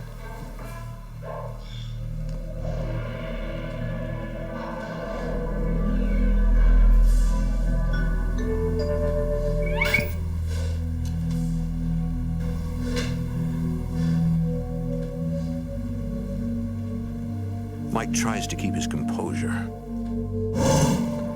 but he begins to wonder if he should sell the house. Days later, Mike meets his friend Sarah Stratton for coffee. Hey. Hey. You look terrible. Thanks. We've been really close friends for a good 2 years. Nice to see you, too. It's a good friendship. So how's the new house? I'm thinking about putting in a transfer. Sell it. You just bought it. I know, just, it's a lot more room than I need on my own. Actually, I'm gonna be losing a lot of money on it. It needs to get fixed up. I mean, mostly paint, but in order for me to sell it, I gotta fix it, and I don't have the time. What can I do? Nothing. Look, I'm off on Monday. I can help you start painting. He never asks somebody for help. I can't ask you to do that. He's not a person that, will take assistance. I volunteered to, whatever you need, I'll do it. You sure? I'm sorry, I can't help you now. I swear, though, when I get back from work, I'm totally on top of it. Sarah, I owe you one. With my schedule, though, I never get this done. Don't worry about it. I hadn't told her about anything that had gone on in the house previously.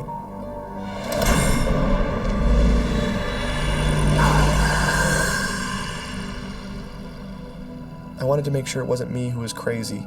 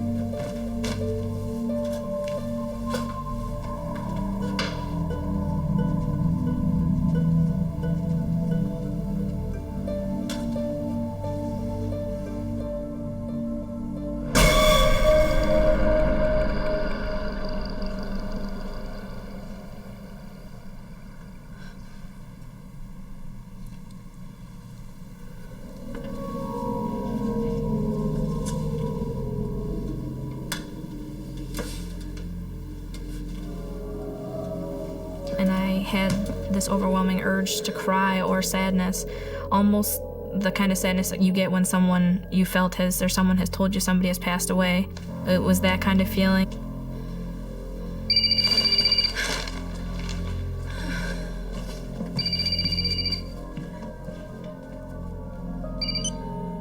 Hello. Hey, Sarah, it's me. How's everything going? I'm fine. Are you okay? Yeah, I think I've got a cold coming on. Oh, all right. Well, call me if you need anything. I really appreciate your help. I will. Okay. All right. Bye. All right, bye.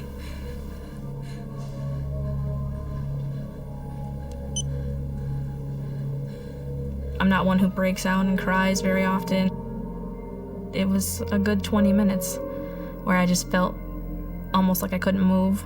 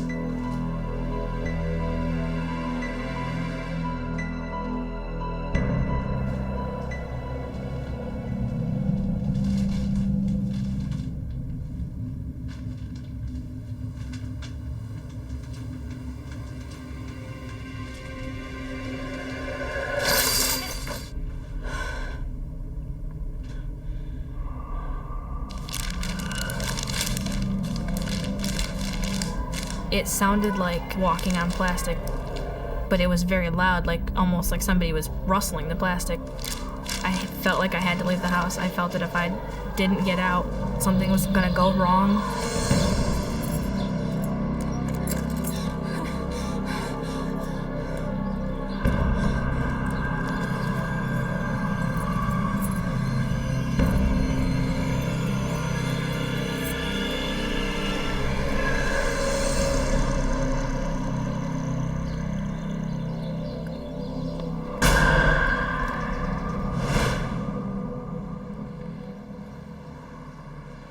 I think something's wrong with your house. Oh, really? What's up? When you called and asked me if I was fine, I wasn't. I felt this sadness come over me for no reason. It was deja vu. I almost heard her saying the exact same words that my girlfriend used. Then I heard footsteps on the plastic in the bathroom and I couldn't see anything. I know it sounds crazy. I think my brain is playing tricks on me. No. Your brain isn't playing tricks on you. My ex-girlfriend saw those things too. I saw those things too. Why didn't you tell me? I felt as a friend, he should have told me before I ever walked in the house. I should have. I'm sorry, Sarah. Sarah, I'm sorry. I just needed to know. Look, if you saw something, then I'd know that it wasn't all in my head. I'm sorry. I totally understand if you don't want to go back. In a way, I do want to go back. I don't want to go back alone. I wanted answers.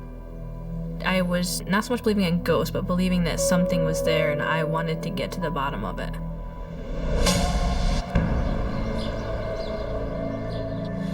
Someone out there's got to know something about this.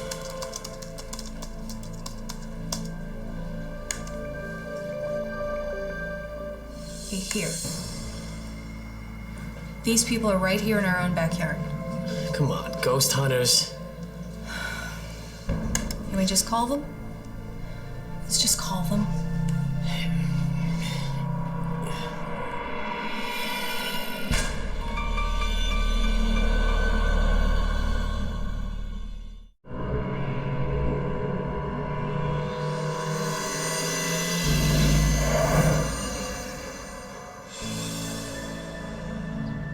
Mike reluctantly allows a team of ghost hunters to investigate his home. I was certainly skeptical. I mean, who's really an expert on ghosts? Well, yeah, of course. Hey. Stacy Jones is a paranormal investigator and founder of Central New York Ghost Hunters. You're not quite sure what to make of all this, are you? To tell you the truth, I'm not sure I believe in all this. I have very healthy respect for skeptics. Skeptics keep us honest.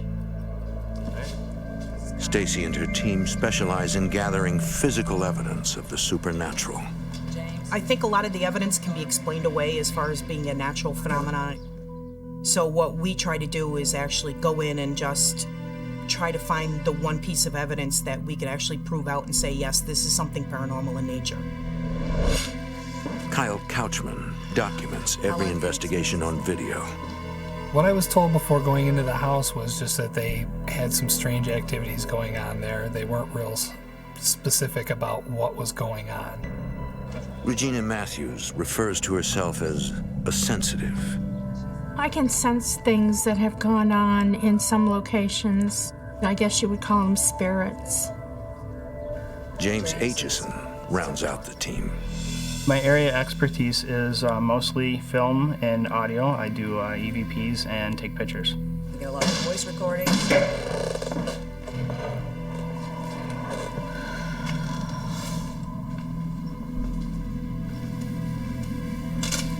Is there anyone else in the house? No. Usually when we go into a house, the activity does not start right off the bat. It usually takes 3 or 4 times for us to go into a house before we notice any activity whatsoever. All right, let's set up the tape recorders and the video cameras. At that point, I knew that this wasn't going to be just an ordinary investigation if this is the kind of activity we were getting when we walked in the door. In the master bedroom, Regina prepares for recording electronic voice phenomena, or EVPs. It's when disembodied voices imprint themselves on your recorders. Testing, 1, 2, 3, testing.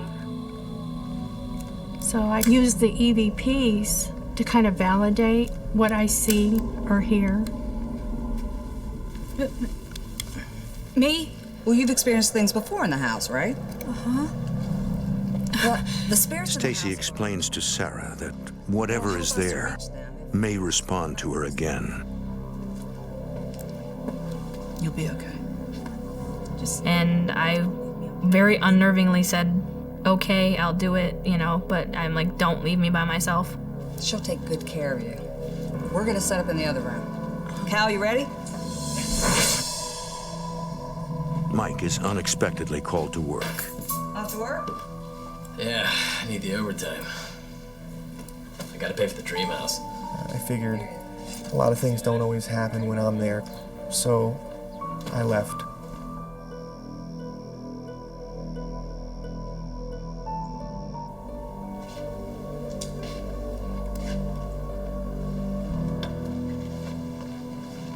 I'm gonna go outside and get some extra tapes. Regina explains to Sarah how to elicit EVPs from the spirits. I'm going to ask a series of questions. Sometimes the audio equipment will pick up a faint response. I've asked specific questions and received specific answers for them. It tells me that the spirits can interact with the living. Is there anyone in here who wants to talk?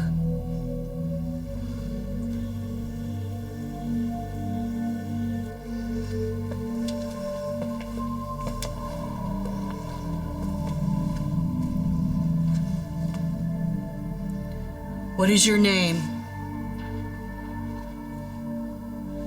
Are you sorry for scaring me?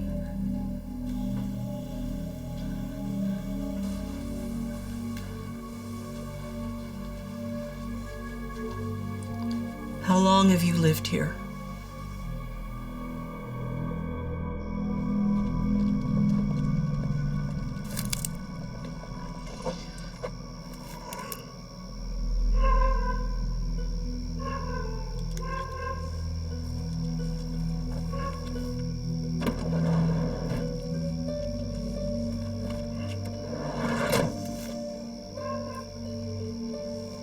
Can I help you, sir?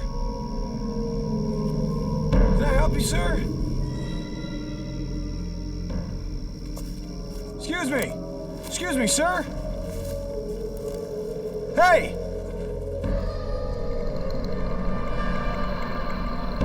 I looked down the alley and there was absolutely nobody there.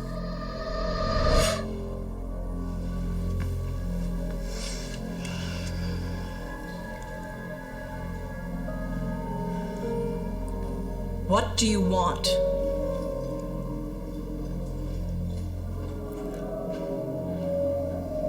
Why are you in this house?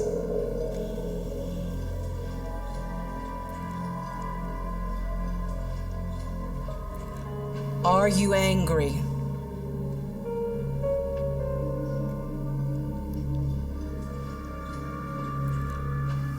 Are you a child?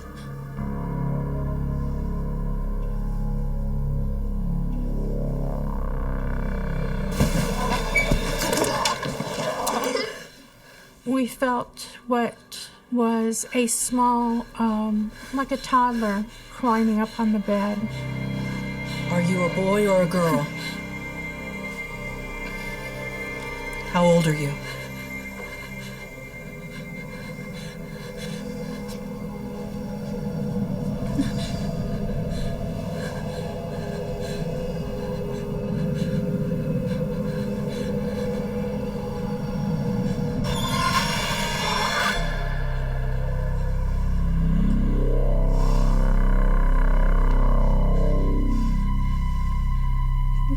If you're scared, you can go.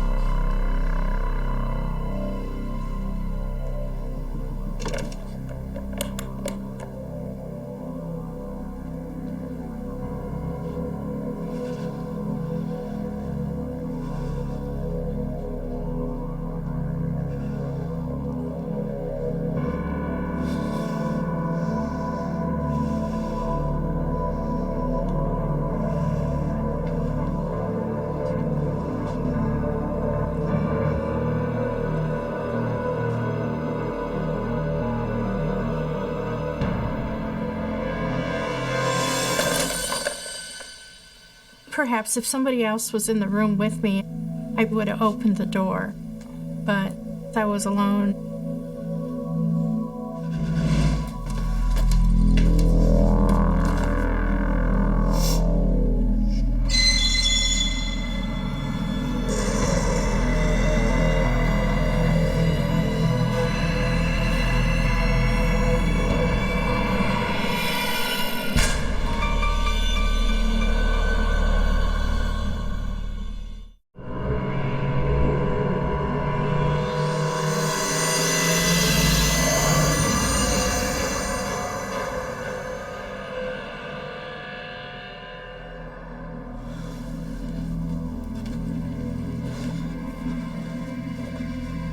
Who's there?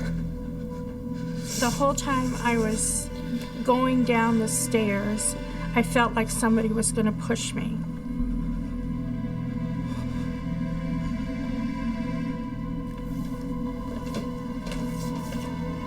Who's there?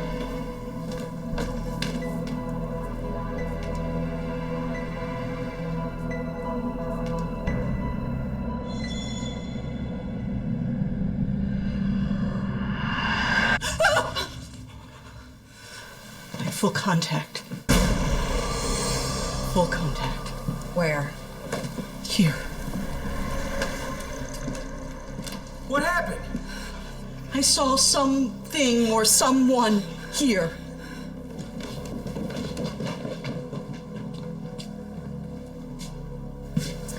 What did it look like? He was just a man in jeans and a t-shirt. Did it have dark hair? Tall and thin. The description she gave me seemed awful similar to what I had seen. I saw him too. Which made me feel like, well, then I must have seen something, you know, more than what I had originally thought. If it's, you know, a person, then why did they disappear so quickly? And now why is somebody else seeing them? James Aitchison is intrigued by the sightings. Vagrant at first, hanging outside. A rare thing. You don't get two people that see the exact same thing at different times in an investigation. And you didn't mention anything to her? This just happened. The independent sightings are evidence that a spirit is on the loose. Now the investigators want conclusive proof. At that point, I was starting to get actually a little excited because I wanted to see it too.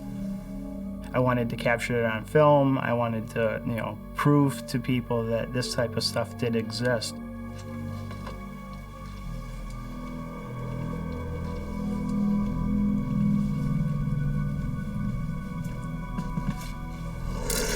As he went by, and it was just a blink of an eye, that's how fast he went by, it definitely felt like he was not happy with me being in there at all. In the morning, the team packs up their gear. They must sort through all the evidence before they can determine exactly what is haunting the house. So how'd it go? Well, we got a lot of evidence here to go through. It'll probably take a couple days to... Well, you know where to find me. We'll get back with you.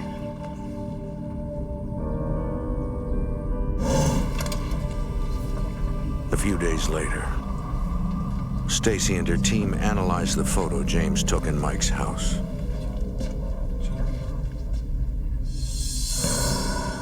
When I looked at that picture and saw him there was no denying it right then at that point that was an actual ghost that we caught on film. Stacy's team makes another chilling discovery. Stacy. They answered us. Play it. It's a very faint sound. It's not something that sounds like a human voice. Raise it up another 200%. We amplify it sometimes as much as 800%. Are you sorry for scaring me?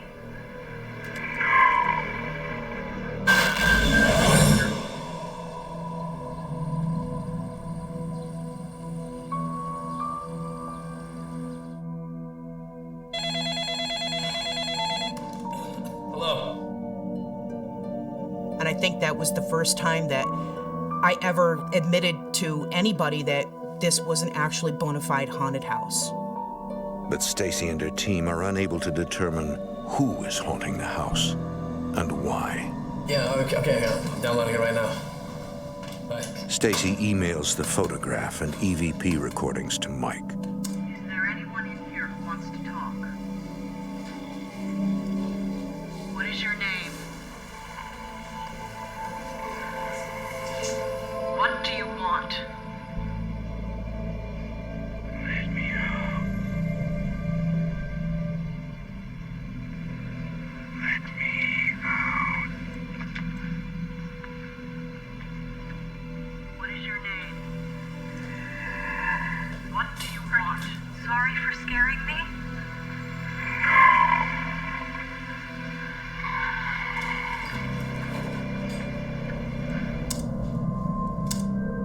Are you sorry for scaring me?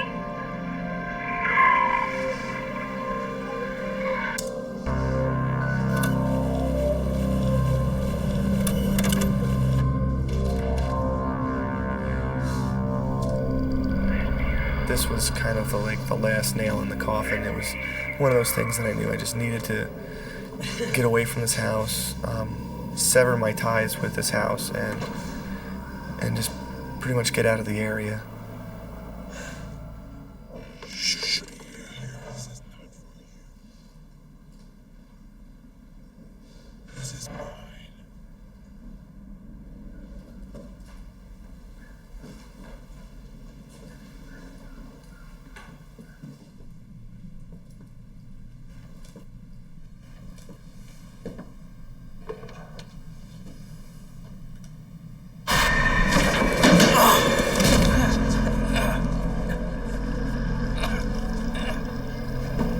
I was shoved, and I was scared.